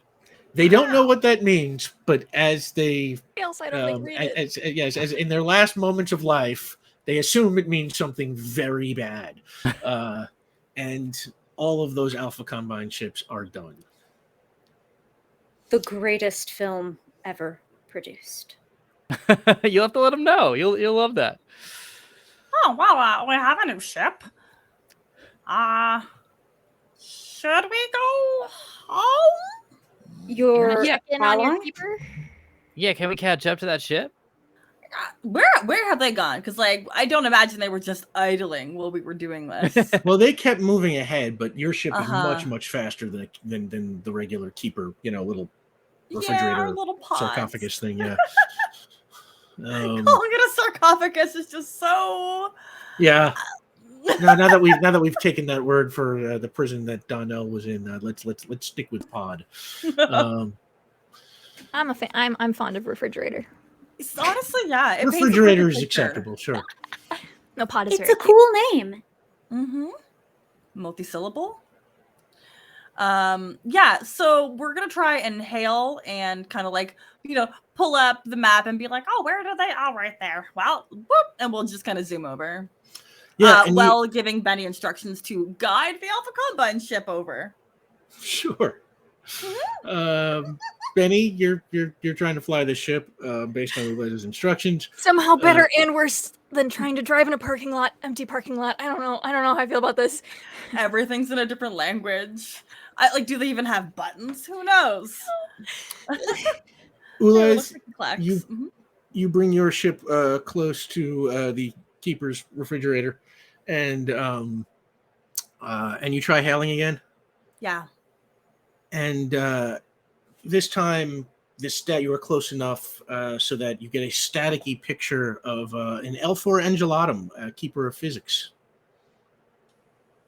Ah, we greet you.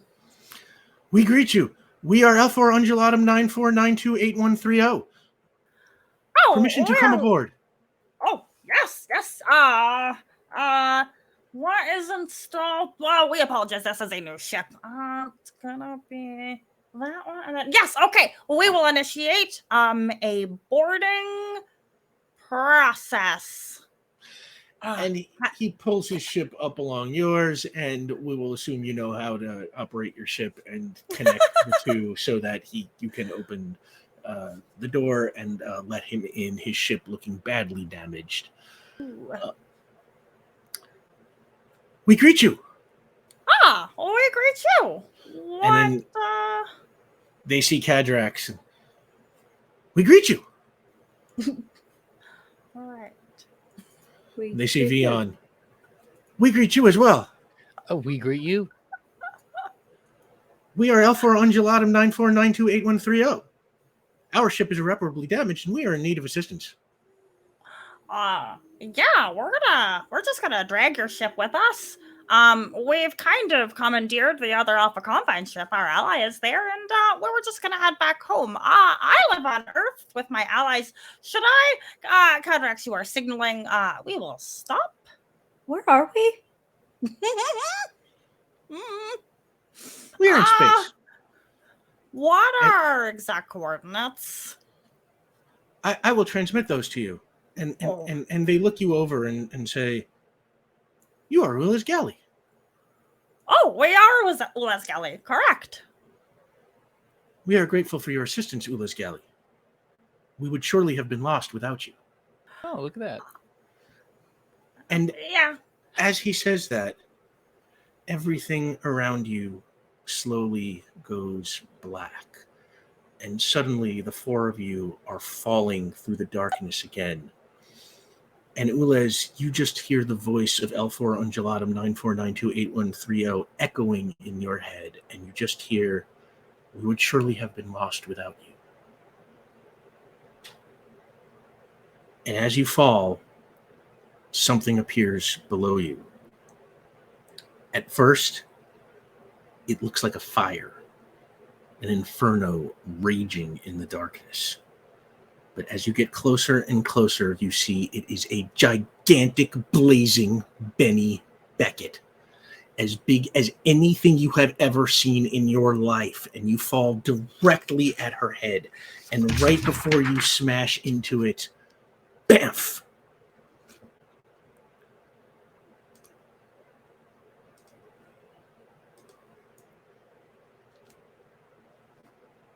You are suddenly on a long, narrow beach, maybe 30 feet wide.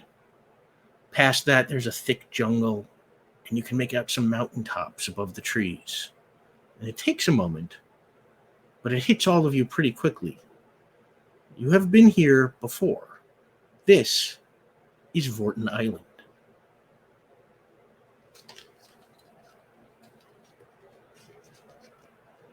Okay. Are we all well?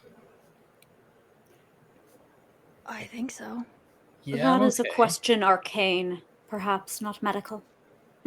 Yeah, that's a good point. So it looks like we're kind of going through a few of these and popping all over. I'm still keeping the orb telekinetically suspended.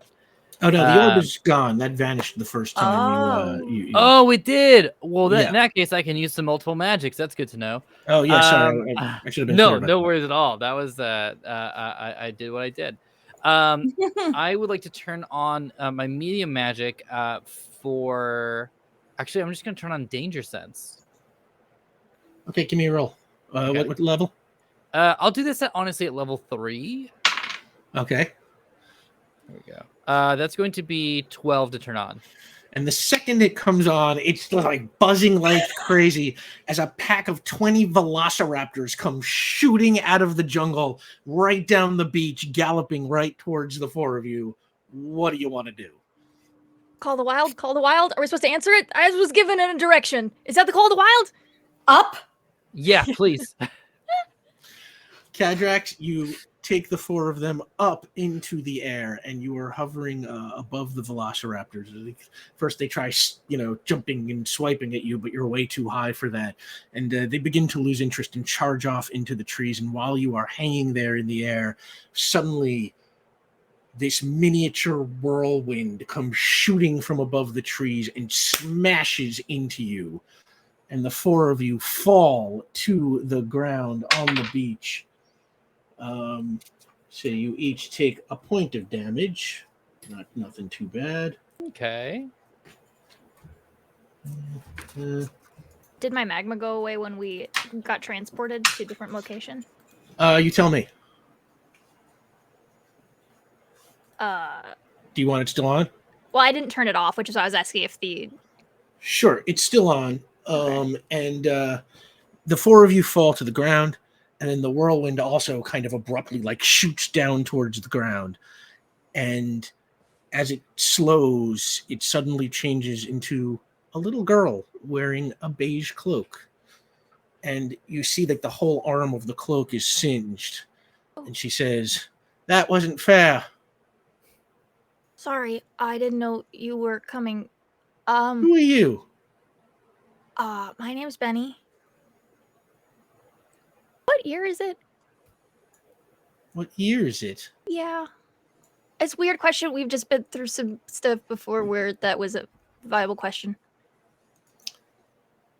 All right, give me 1 second. You're looking at a species that went extinct on your planet many millions of years ago. I feel as though intrinsically, what year is it is a fair question to ask.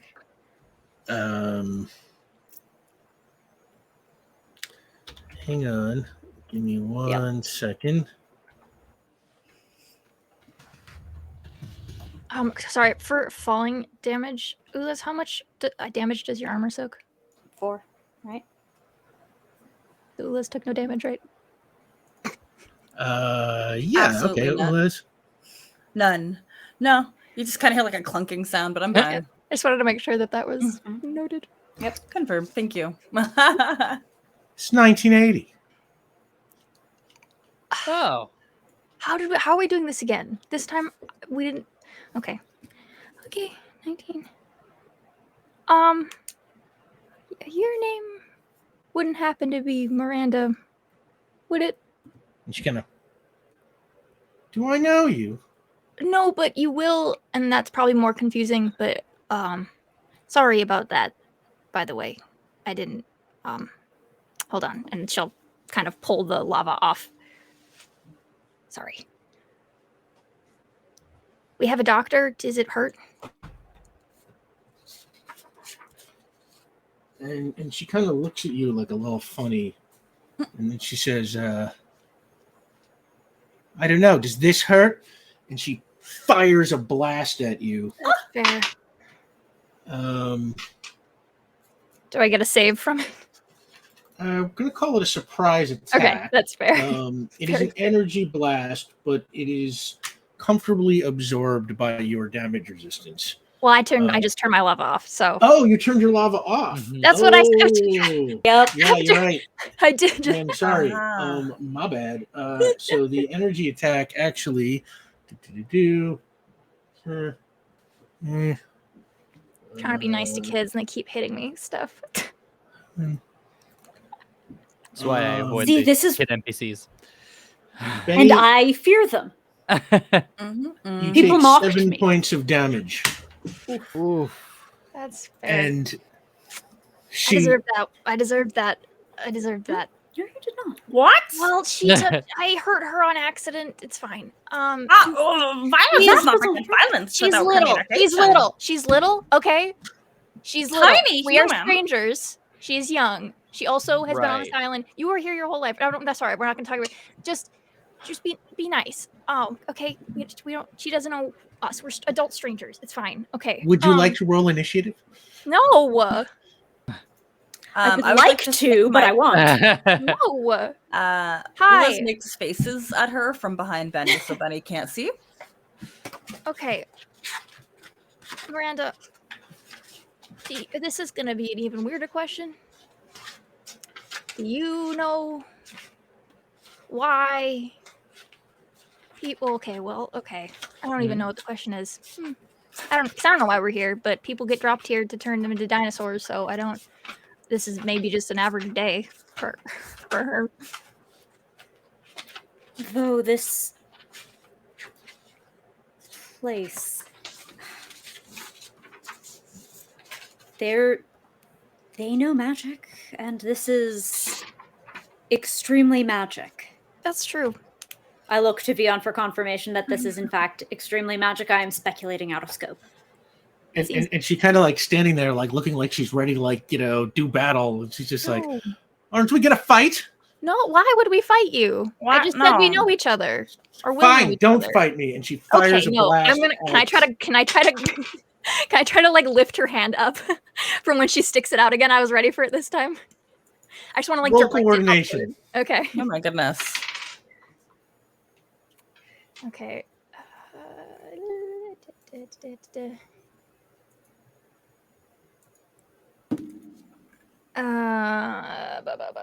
That's a 10. And you catch her arm. I just want to like direct it straight upward. The blast. Yeah, the blast just like shoots off into the air. Hey, no fair. Okay, no, that one was fair, actually. The one you hit me with wasn't fair, and the one that you hit me with that hurt you also wasn't fair. This was very fine, actually. Why do you want to fight us?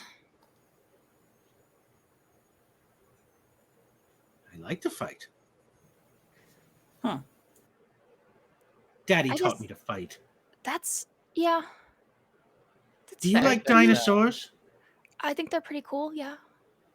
I can make you into a dinosaur. I know, Like you the told me. raptors. I know, you told me in like 40 years. So I know. Silly. Hey, you can turn people into dinosaurs. Is it really that weird to believe that I met you in the future?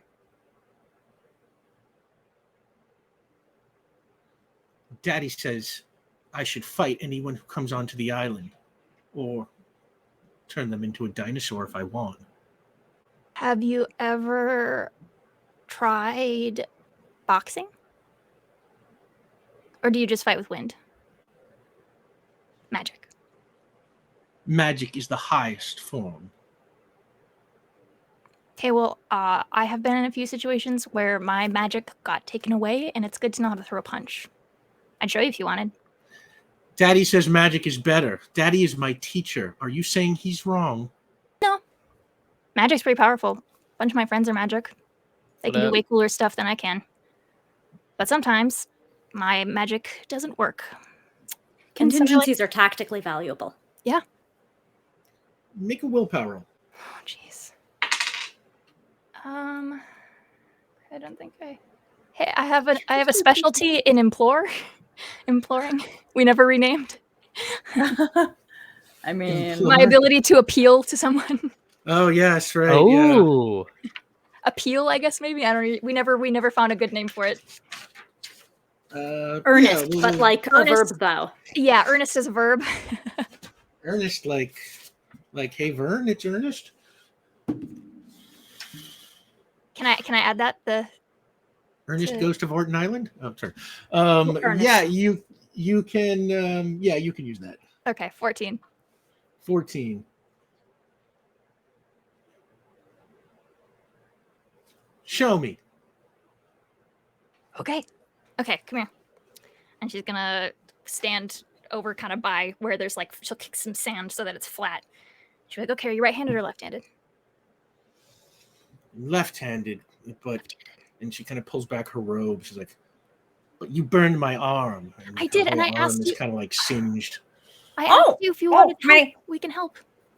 Could I, hi, we greet you, we are Ulaz Galley, we are the team's, ally, and we are the universe's greatest detective, truly, we are not very fond of dinosaurs, they are not great conversationalists, and the ones that are really large tend to step on the very small plants, but, may we heal you?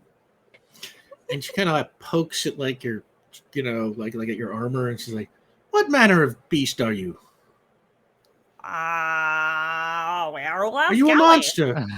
Are you a monster? No, I'm a little girl. Well, I'm Ulaz Galley. I've never heard of an Ulez Galley. I've never heard of a little girl.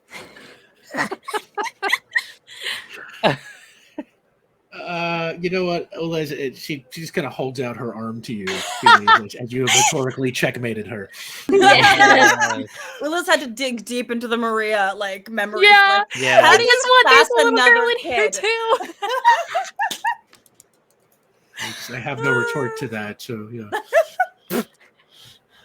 Yeah, I'll go ahead and use heal.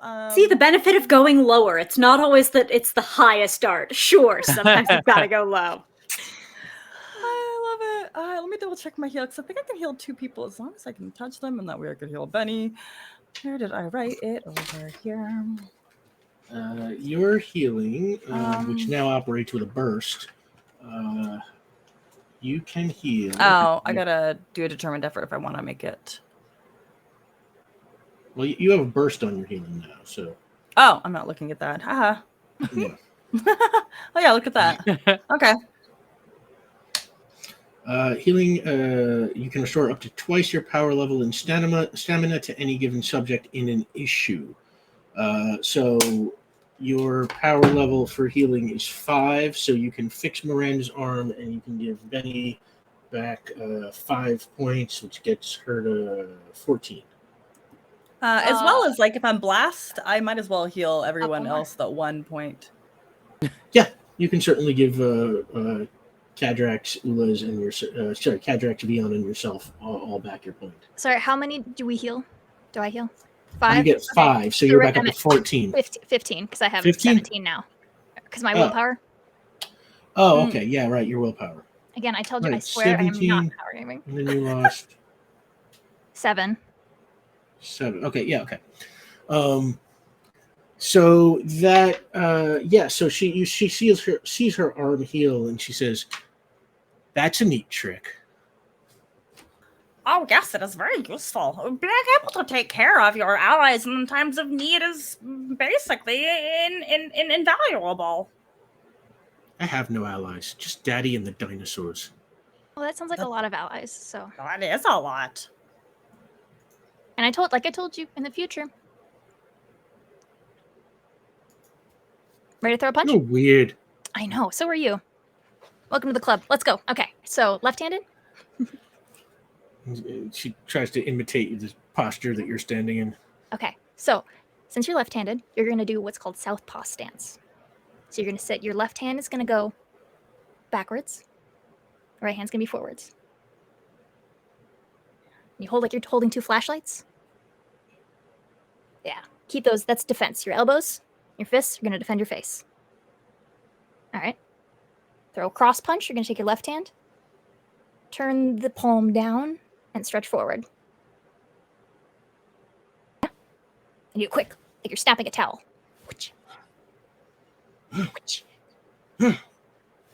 Turn your shoulders. Flip the shoulders. Wow, nice. So the shoulder comes. Smooth. Yeah. Like a snapping a towel. Yeah. That's real good. Good job. Yeah. That's fun. It's like dancing. It is. But more violent. It is more violent. It is fun though. When you kind of get the hang of it, you can kind of like you get to like hop around a little bit. There's I lots like more. violence. All right. I mean, to each their own. Show me more. All right. And she's gonna put her hands up. Okay, with that was called a cross punch. Hit me in the hand. Snap in a towel. She starts hitting you in the hand, and as that's going on, there's a flash of light. Jeez. And right just 2 feet away now stands Rhys Vorton, played by Terrence Stamp, a little bit younger than the last time you saw him. Excuse me, do I know you? Yes. Not yet. Eventually. Uh-huh. Yeah. Fascinating. And he kind of holds up his hands and they start to like glow and crackle with energy. I would appreciate it if you would not talk to my daughter. I think it was more verbal sparring, but yeah. Powerful children can be very impressionable. They need rude. the right guidance. Like dinosaurs? And as he says that, everything around you suddenly turns black, and you are plummeting again through the darkness. Benny, as you fall, you just hear the voice of Rhys Vorton echoing in your head, saying, "They need the right guidance."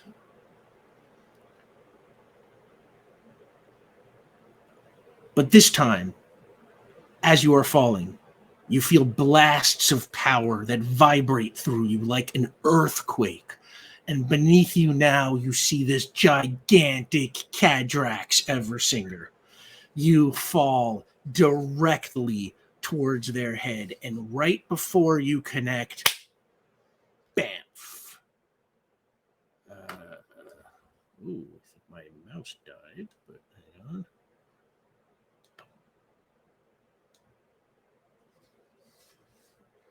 You suddenly find yourself in a jungle of trees with black trunks and white leaves. In the sky, there is a white sun. Cadrax, this place seems familiar,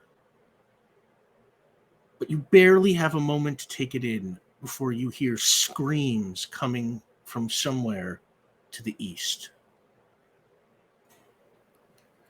We have to go. Okay. Yes. Where? Yeah. Show us Fly where. over, Doc. Whoosh. What do you do? Flying? Running? What are you Mhm. doing? Fly? If I can fly, because apparently when I fall, I can't fly. I don't like that. It means that you fall. Yeah, you so can we fly. You grab everybody and you fly to the east. And not too far off, you see a large clearing. Everybody, to get your bearings, give me investigation or ping or whatever you want to do. 5. 16 ping. 16. 9. 16 investigation. 16. 9. Okay, that's plenty. In the center of the clearing, Ulez, you are the first to spot it. Veon the second. You see a group of kind of humanoid aliens, maybe 20 of them. They have gray skin and blue hair. And it looks very familiar to you, and you realize, Ulez, this is the same species as General Zold. Ah! And Cadrax, that is when you realize where you are. Philo 28, General Zol's homeworld. You studied this place when you became Sonnevel's squire because he achieved a great victory here when the Knights of the Blue conquered this place in the name of the Star Choir. Your ping reveals just these 20 here, and then a bunch of other forms in the woods further east. But they're kind of far back. What do? Do you land, or do you...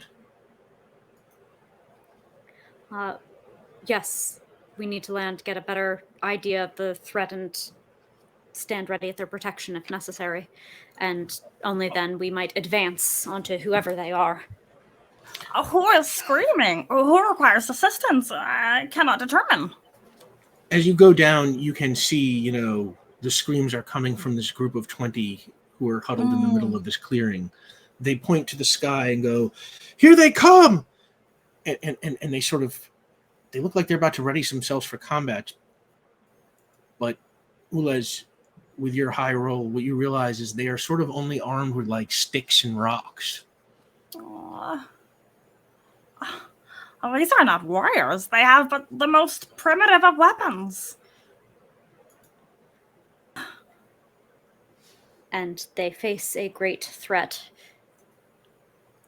If I ping upward? Give me a ping roll. Another 16. Right now, you don't detect anything. They sort of look at you, and they look over you, and they all look kind of confused.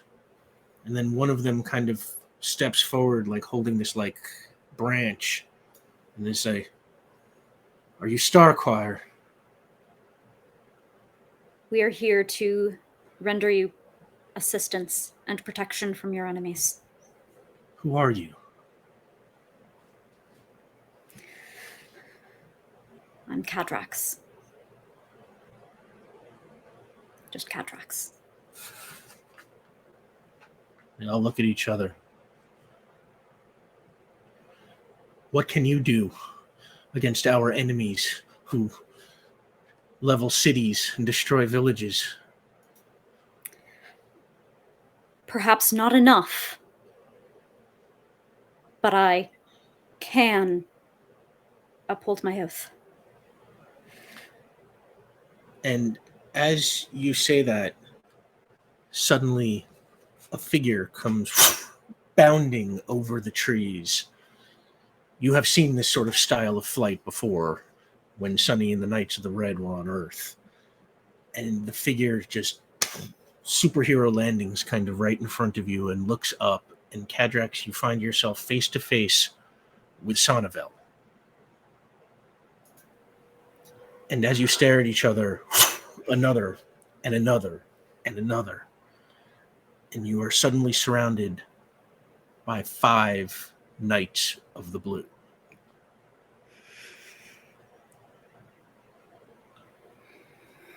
Sonnevel stands. Identify yourself.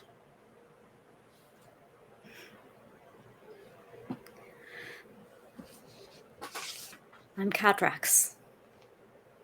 And I am here to protect those who would be aggressed against. I am Cadrax, who stands against conquering worlds. I am Cadrax, and I wish I were still your squire. Give me a willpower roll.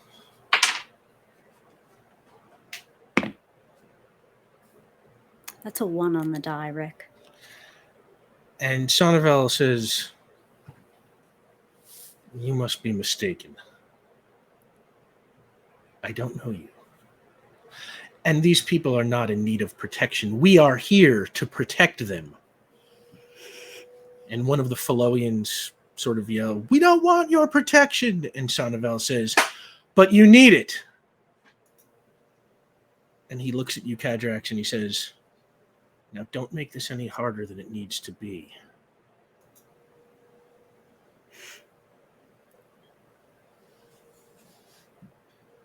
We meet the challenge, no matter how hard. Everybody I roll turn back initiative. to my friends. Exist well. Anyone who That's wants a 9 into on the this- die. 9. Anybody who wants into this fight, roll Yeah. initiative. Obviously. Sit. That was bad. Where am I sounding element? Actually, oh my god, there's just way too much paper here. Okay. Okay, so Cadrax, you got a 9. Benny, you got a 5. Yeah. 6. Veon, you got a 6. Ulez? You know I'm not fighting. Okay. Sonnevel got... Oh, he's going to go first. So it'll be Sonnevel first, and then a Knight of the Blue will go between each one of you. Sonnevel thrusts his hands out at Cadrax. Interpose. Are you lava or are you regular? No, I'm regular. Okay. No. He fires a blast of harmonic resonance. Oh, you're so lucky.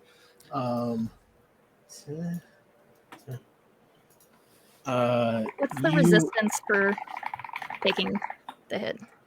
I think it's probably strength. And my +4 is I don't know how long that lasts. Is this still the Yeah, that's same? only a page, so it's That's sort of okay, like okay. that scene, you know. Oh, okay. That's fine. I'm gonna roll my coffee square dice.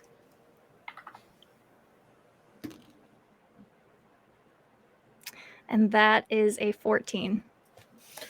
Nice. Okay. That's right. Benny, you take 3 damage. And that brings up Cadrax.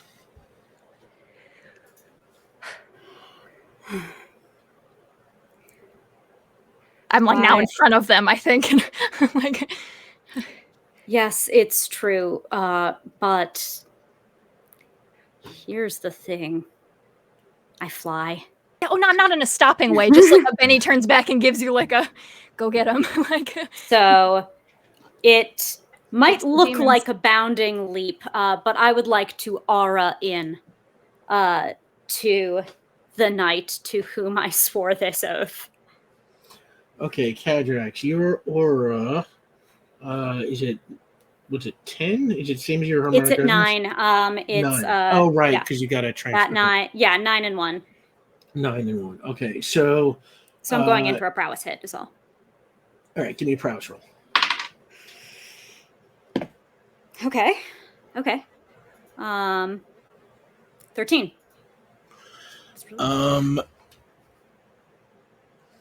Okay, that is a moderate success. You hit Sonnevel. Your aura is 9. He definitely feels it, but he does not even fall. Like you can see, you definitely felt the hit of your aura, but Sonnevel is, there's a reason he's the leader of the Knights of the Blue. I've hit him before. So that takes off 15. Okay. So okay. And that brings up a Knight of the Blue. This Knight of the Blue's name is Tamboris. Just a coincidence that there's another Boris in this game. Sorry. Didn't think about that. Yeah. And Tamboris fires a blast of harmonic resonance at Veon. Yeah. And he shoots. What do you do? Coordination to dodge, strength to take it. Yeah, I'm gonna coordinate my way out of that. I don't think I can prowess it. Okay. Give me a coordination roll. Okay. That is a total of 9. Ooh. It's a moderate success. He deals you 2 damage. Okay. Where's Veon? There you go. That brings up Veon. I dodge out of the way after I think I probably get hit by that little bit and smack into a tree because we're in the forest. I kind of stand up and dust myself off, trying to hide how much it hurts. And I walk up and go, y'all are military-minded folks, from my understanding. So to retreat from a losing battle. So we'll go ahead and give you that option. And as I'm saying that, I would like to cast Reflection on myself at level 7. Okay. And just have that on. Give me a reflection roll to turn it on. Great. So it's giving me 9 plus roll. That is another 5. So that's going to be 14. You got it before you even rolled. I got okay. 1s and went to level 7s and 8. So if it's 9 plus roll, you got it. Great. So you now have reflection at level 7 on. Yes. Which brings up another Knight of the Blue who fires on Veon again. Sorry. No, bring it. Oh God, you have reflection now. And the Knight of the Blue fires. What do you do? Nothing? Or I'm gonna take it and reroute whatever I can damage back. Okay. Reflection resolves first. So you remind myself how reflection works.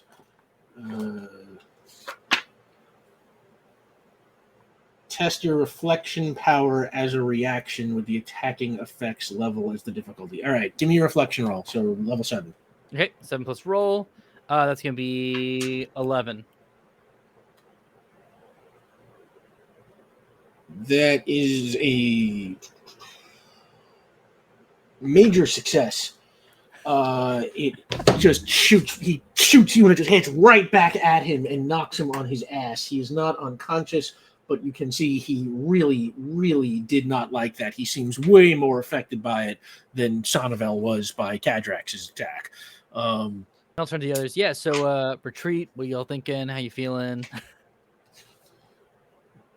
And they all kind of sneer at you. That second soldier, his name was Tamboros. Wasn't that the first different one. Yeah, Sorry, Tamboros was the first one. This one was Tenorivel. Ooh. And that brings up Benny Beckett. Okay, so I used my action to interpose. Can I still lava on my turn? Because it doesn't take an. I can do it at will. Can I use my turn to do that? Yeah, you can attack. I just can't act. Yeah. Yeah. Okay, yeah. So then that's all I can do. All right, you lava on. Benny, give me a willpower roll. Oh, that's right. I forgot I have problems and issues. Okay.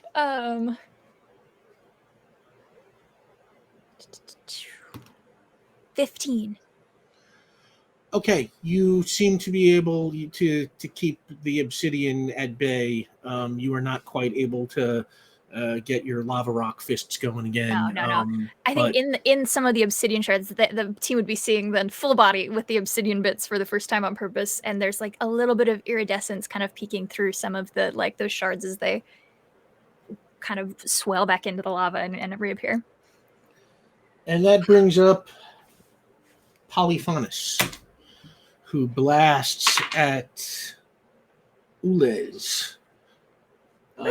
Just minding my own business. What do you do, Ulez? Coordination to dodge, strength to take it. Only because it's the penultimate. I really want to try and strength to take this. Okay. Give me a roll on your strength, Liz. Okay, there's a good hefty 3 there. Hey, that's a 6 on the die. So 9. Okay, you are hit, but it is only a moderate success. So you only take 3 damage. How's that armor look? My armor. Oh, your armor resorbs 4, so you are okay. Thank you. Lazium is OP. Just I always forget about Will's armor, so I put it in red on my sheet, so I would always notice it, and I still stopped noticing it. So I quadrupled the size of the font, and I still always don't notice it. It's I don't know what I needed to It's such flash an and unexpected thing. It's plot armor. You said it was the penultimate episode. I was trying. Stop reminding me. So that brings up Sonnevel, who. Okay, go ahead. No, it's fine. I want to go very last. Has Sonnevel already gone yet? You said you didn't roll before, but yeah, which is I just wanted to be in the very bottom of the order. Oh, okay. So because I don't want to do combat. That would bring up you right now. Okay, yeah, I'm just gonna go teleport over to the Philoians, thank you. Because they need a leader, they need help, they might be injured, and Les is gonna kind of bamf in. We greet you. We are here to help. Where are you going, and how can we assist? We have a lot of abilities, and we will make sure that everybody makes it out alive. You're a teleporter. We are so much more than that, but yes. And he kind of points behind him. He's like, take the children to safety. And you see 4 or 5 little Philoian children kind of step out of, the middle of the crowd of 20. Oh, we can take all 20 of you. Can you? Of course. We said we are so much more than just a teleporter. We are powerful. We are Les Galley. We are the universe's greatest detective. Well, if this works, we are much in your debt, Ulez Galley. Yes. Where is safety? Anywhere that's not here. The only place you've seen is the spot you landed before you flew over here. And anywhere between here and there that you might have spotted. How far into the trees can they see that? Can you hop? Although we landed a little ways, we had to fly a little ways here. A short ways. It wasn't that far. Close enough that you could hear the screaming, Okay, so not to take up too much time, we're pretty much just gonna hop around. Okay. Give me 1 teleportation roll.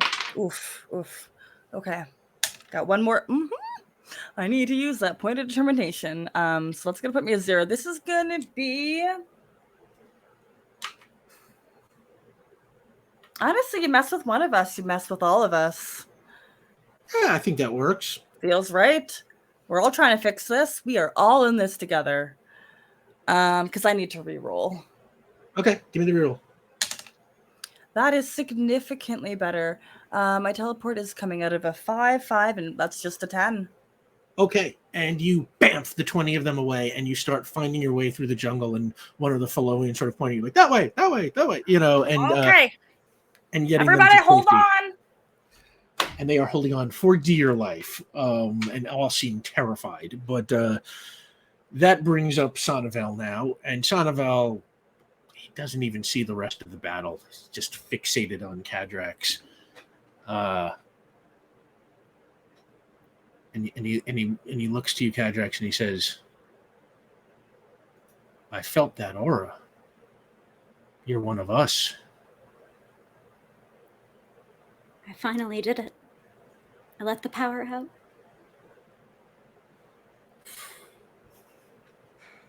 I respect that, but I cannot yield. And he fires. Interpose. Oh, Benny, you're lobbing on, right? Yeah, I am. Okay, so Sonnevel fires. Cadrax was flying, so Benny just stretches up and takes the hit. Okay, when you take the hit, you take the damage, right?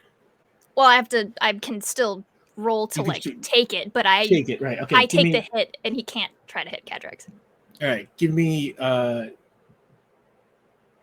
strength, I suppose. Yeah. Because you're not trying to dodge it, so yeah, strength. No. You are literally doing the exact opposite. So. That's only 10. 10. So Benny, he scores a major success on you. You take.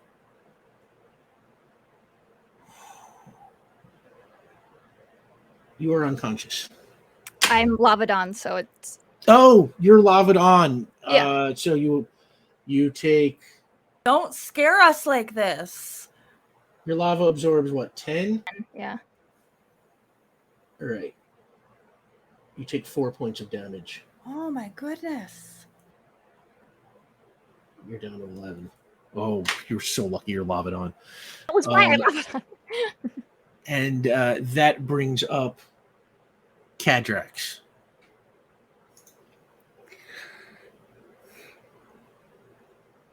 We uphold our oaths. I strike. Cadrax, you're just blasting? No, I'm striking again. Aura, prowess. Oh, aura again. Okay. Give me give me a power roll.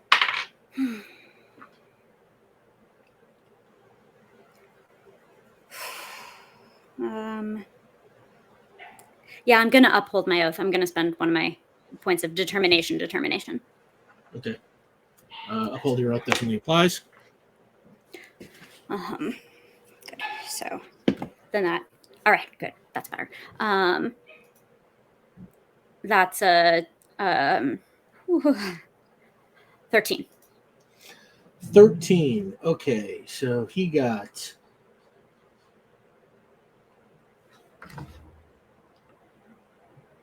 All right, you land a major success on him.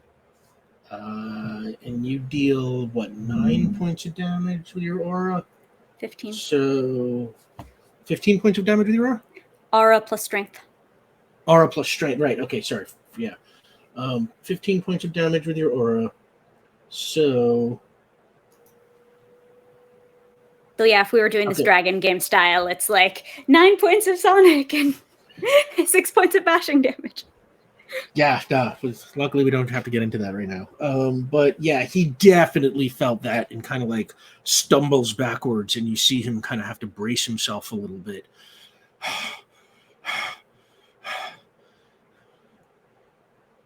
You are powerful. Taught by the best. And that brings up Tamboris, who fires on Veon. He shoots you. What do you do? I mean, it's getting reflected.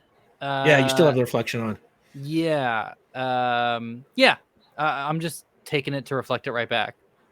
Okay. So, give me your. What did we say you roll on for your reflection? It's just a level 7 reflection. Just right? level 7, right? Okay. Yeah. Give me your reflection roll. That's an 11. Okay. So you fire it right back at Tamboris and knock him out cleanly. Man. And that brings you up, Veon. I run up to Tamboris to check on the poor guy. You know what I mean? That's not great. That must hurt. How many other scouts we got? There was Tamboris, Polyphonus, Tenoravel, and one more who we'll call Chimer. So My Tamboris is knocked out now. There are 3 more to go. And Sonavel. I race up to Tamboris to check on them. Like I said, I place a hand upon their arm, and I'm going to cast. It's at level 5, but it doesn't matter. I am going to cast with my middle magic Mimicry as I absorb Tamboris's power, and I am going to take the ability to imitate the voice, so I can now blast at them, and if they blast back at me, it just hits back at them. It's Okay, like a wait real minute. rubber glue situation here. Truly, the Star Choir's greatest enemies are ourselves. Yeah. Okay. So I'm sorry. Explain this again. You are So I'm going to cast Mimicry, which allows me Mimicry. to copy or imitate someone's ability as long as I'm able to place a hand on them and touch them. all right. Start there. Give me a mimicry roll. Great. This is going to be 9 plus roll to turn on. What is that? That's pumpkin, so that's going to be 15. To turn on. Oh, turn on. Yeah, that definitely turns it on. Great. And then Power Mimicry lets you touch another character and copy their powers, including abilities of 7 or higher. Okay. It takes a page of preparation to mimic a subject. You can only mimic one at a time. You gained mimicked abilities at your mimicry level. What did we say it was? 7? With this one, I'm casting it at 5 because 5. I've got reflection on at my big magic. Okay. So it's your level or your subject's level, but your level is less, so it's 5. Okay. Okay. So you now have harmonic resonance control at level 5, or will, and that brings up Tenorville, I believe, who fires on Benny. Tenorville's down, right? Which one went down? Yeah, on the first stop Tamboris. yourself. I think Tamboris. 2 T names. I also got Okay. Yeah, I shouldn't have done 2. I thought Tamboris is down this round. Oh, Remember no, last round Tenorville- was the first time. Tenorville was knocked Okay, down. right. I thought that there was somebody else that was down, but I was like, if nobody else said something, then maybe I didn't. Oh, think man, that- did I Right, last misrecord round that? when Veon first cast Reflection, Yeah. it bounced back on him and flattened him. And then this round, Tamboris fired at Veon. Oh, and, I wrote same knocked down story. for Tenorville. I didn't write knocked out, but okay. Oh. I might have just misrecorded that. It might have been a knocked back. If we misunderstood, maybe. I don't know.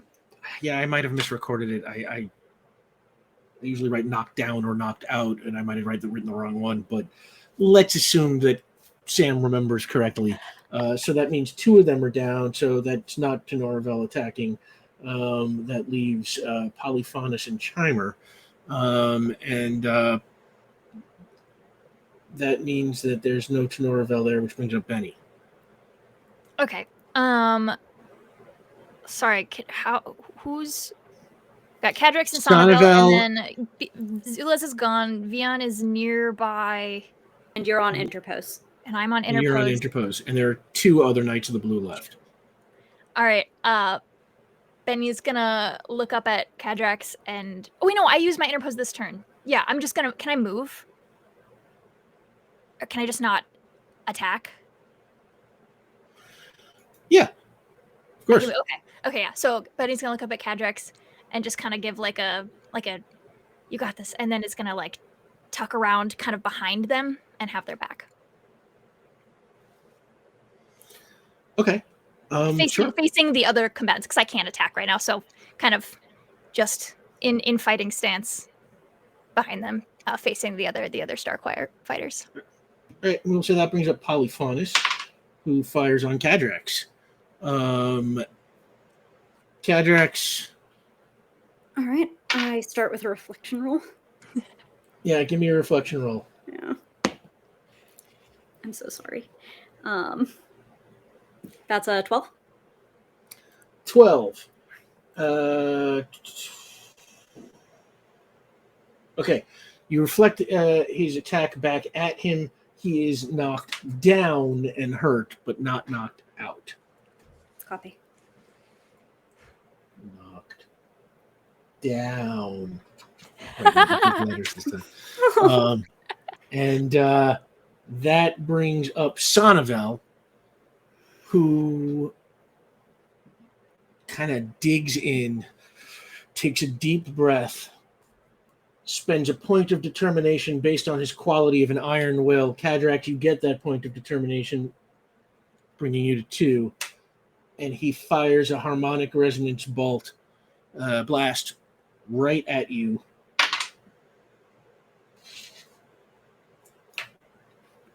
It's melee range, so I can't defend with reflection.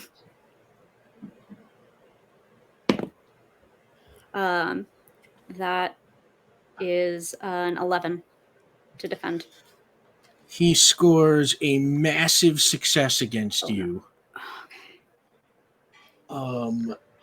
You take 9 points of damage and go flying back onto your back, onto the ground.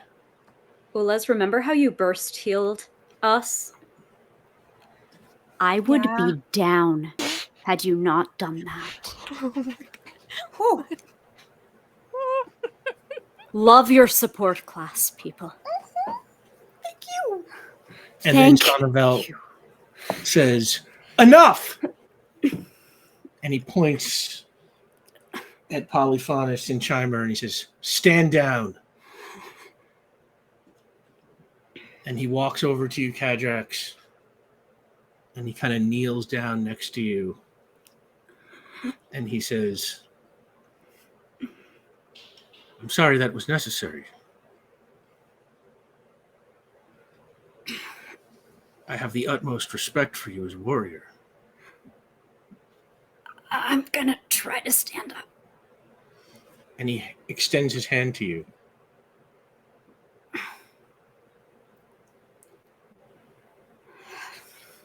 And he helps you get to your feet. It kind of hurts, but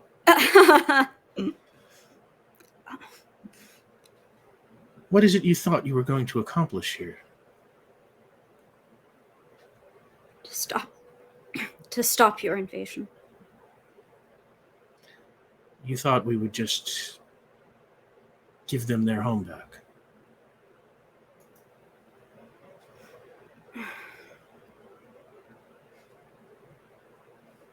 I hoped. And as you say that, everything around you turns black as you start falling again. And Cadrax, you just hear the echoing voice of Sonnevel in your head saying, "Give them their home back." And you fall through the darkness.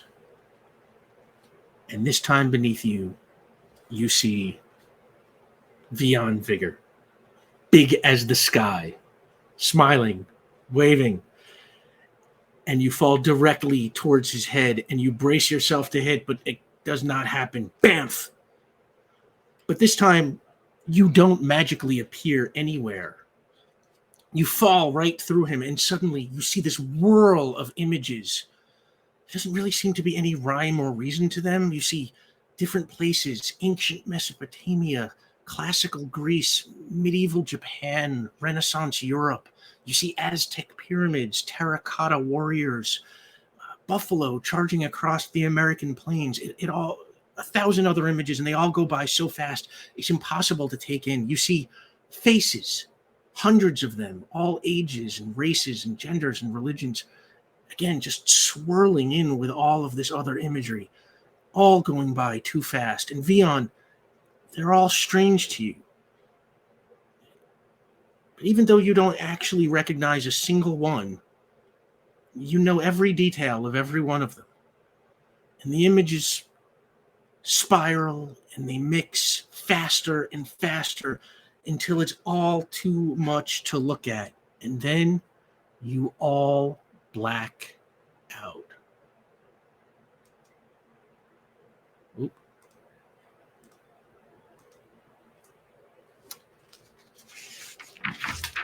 And you wake up in a grassy field at night. The sky is full of stars. And you all recognize it immediately. This is the place that Veon saw in his vision.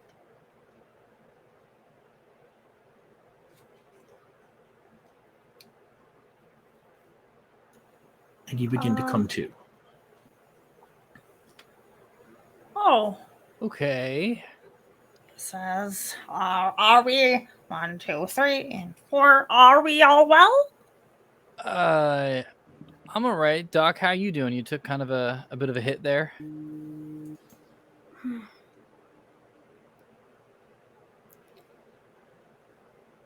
I exist.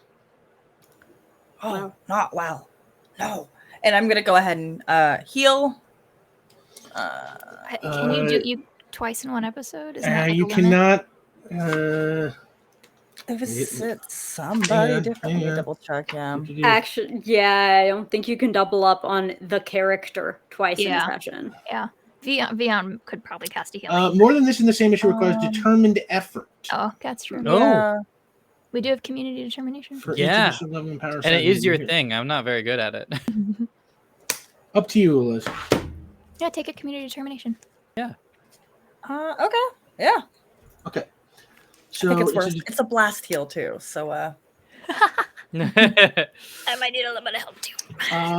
we're going to say that this only applies to Cadrax. That's fair. Because you're spending the determined effort. Hmm. Cadrax, you get back 5. mm-hmm. So that gives you 6 by my count. Yes, my count is in accordance.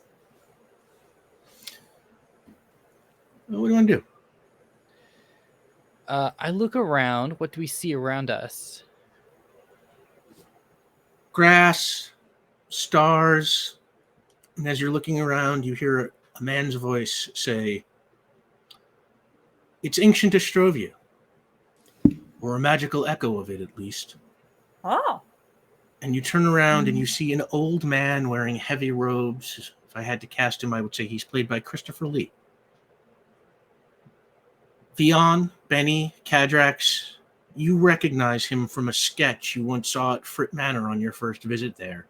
He is the alchemist Matthias Valk. And he says, "I am Valk," or a magical echo of him, at least. And the fact that you are here tells me that the monster I created has returned. Is that right?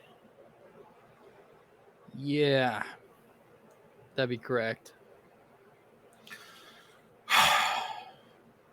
When I gave Donnell his powers, I was a foolish old man who thought of the past as a better time. I thought Donnell would restore the world that I longed for. I knew there would be bloodshed, but I thought Astrovia would come out stronger for it. As I said, I was a fool. After the boy Ken2 beat Donnell back into the sarcophagus, he hid the orb in the cave. My soul was forever bound to it through magic, and I resolved if it were ever needed again, I would make sure it only fell into the right hands. That is why I created those fantasies from your memories, your hopes, and your fears, so I could see what was inside of you. Uh-huh. It's what's within that matters. And I've seen everything I need to see. You are worthy. Oh, we passed. And behind him, a red glow begins to shine through the grass. And he says, "Take it." What do you do? I look to Veon. Well, I look to Veon. I look to Cadrax. Cadrax tosses their head to the orb, like, this one's yours. You are worthy, Veon Vicar. You're the spirit of justice. Well, one does one's best. And Veon starts to wander over. Plus, we don't want to keep the Red Mist waiting, of course. Now that we have an ability to knock him down, I say let's get that going. And head towards the glowing red light. And you walk towards it. Yeah. Ben was just gonna ask the image of the guy. Was Ken2 okay? He lived a long life. A leader amongst his people. Good. And Veon, you walk towards the glow. And down between the tall blades of grass, you see the orb laying on the ground. Only it's not how you remember it. It is now completely rusted over, barely recognizable. You bend down and you pick it up. The rust begins to crumble and crack in your hand. And a large section of the rust just breaks off and falls, and you see something shining from within the orb. And Valk says, as I said, it's what is within that matters. And as the glow of the orb gets brighter and brighter, more and more of the rust flakes away until you find yourself holding a 34-carat pink diamond in the shape of a teardrop. It's the Star of Astrovia. And Valk says, I enchanted the star to be Donnell's weakness because the magic was strong then. I needed a strong vessel to contain it, and a diamond protected by iron was the best I could do. But that was many years ago, and it's grown weaker as he's grown more powerful. I'm not sure it will be enough to defeat him anymore, but it's the only chance there is. I am so sorry that people like you have no choice but to grapple with the consequences of the mistakes that people like me made long before your time. But if the world is ever to be a better place, that is what will have to occur. And he points at the star and he says, it's in your hands now. And then there is a flash of light, and suddenly you all find yourself standing back in the cave, exactly where you were when you first started to fall. The floor completely intact. Only now, Veon, you have the Star of Astrovia. Huh. Yep.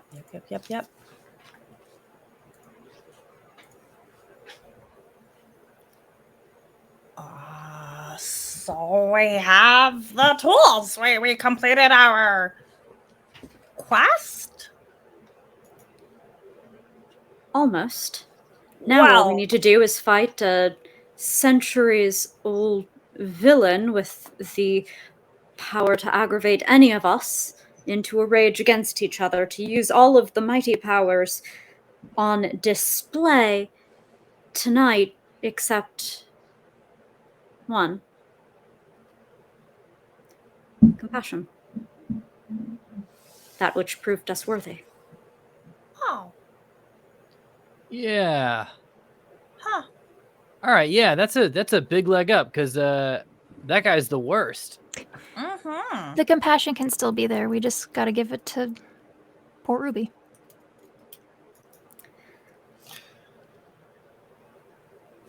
And to keep things moving, unless there's anything else anybody wants to say here, I'm going to say Cadrax, Benny, you both head home for the night.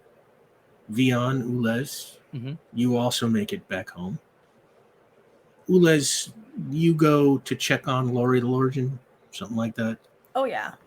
Veon, you sit down on the couch. Mhm. And all those images you saw today, those weird random flashes of people and places from throughout history, they just keep cycling in your head over and over and over. And you get this sinking feeling in the pit of your stomach and a weird adrenal rush in your heart. And you look at your hand, it is shaking. In fact, you don't know why, but you're trembling all over. And on that, we're going to call this a game. Holy shit. Heck. Just heck. Oh. Wow. That was a great one. Thanks for everyone for sticking with us. I'm just, yeah. Hell of a brain rave, dude. Thank you. Don't let Christopher Lee inside your head. It'll be a time.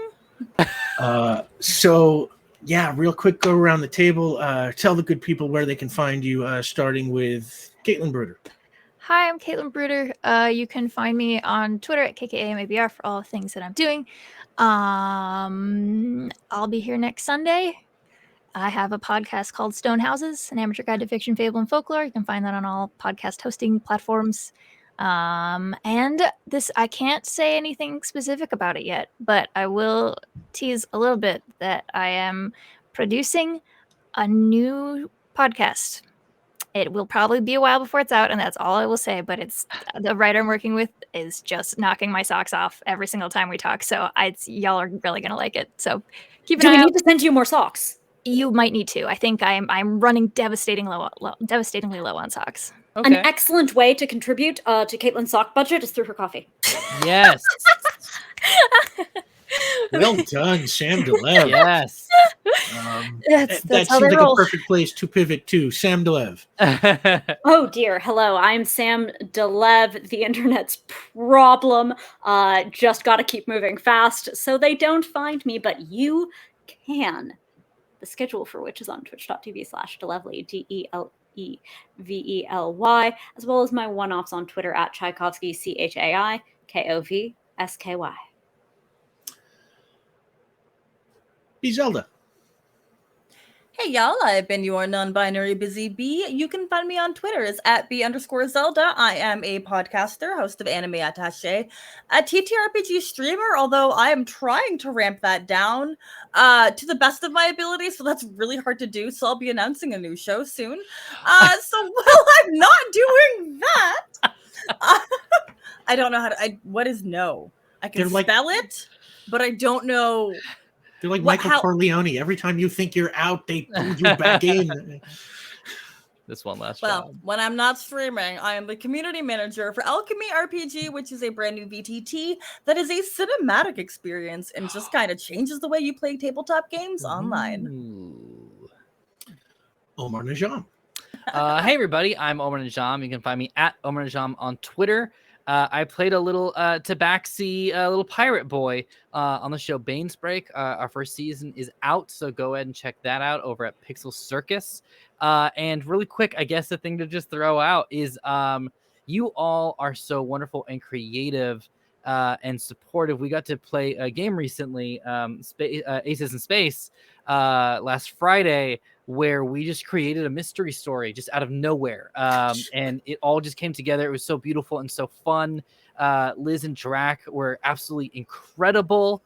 Sam, as always, is just literally a genius, and it GMs in a way that I forget that it's not actually happening.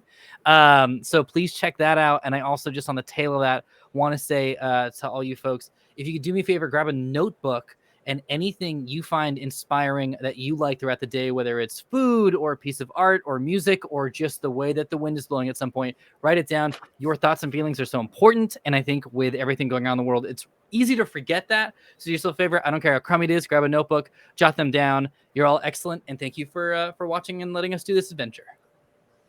Yeah, everybody, I said it in chat during the game, but I'm going to say it again now. Everybody bombard B Zelda with requests to GM more often. He is an amazing GM who doesn't GM nearly enough, and I want them to understand the demand out there. So I found something that inspired me. Oh.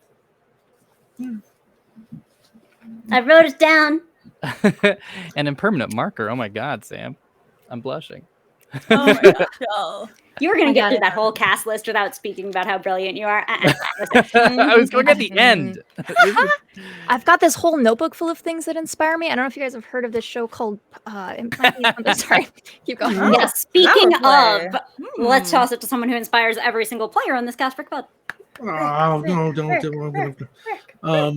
I'm Rick Bud. You can find me on Twitter and Instagram at rbud913, or you can follow the show at Powerplay RPG. And I will be back here next week with these four just freaking amazing people for the series finale of Powerplay.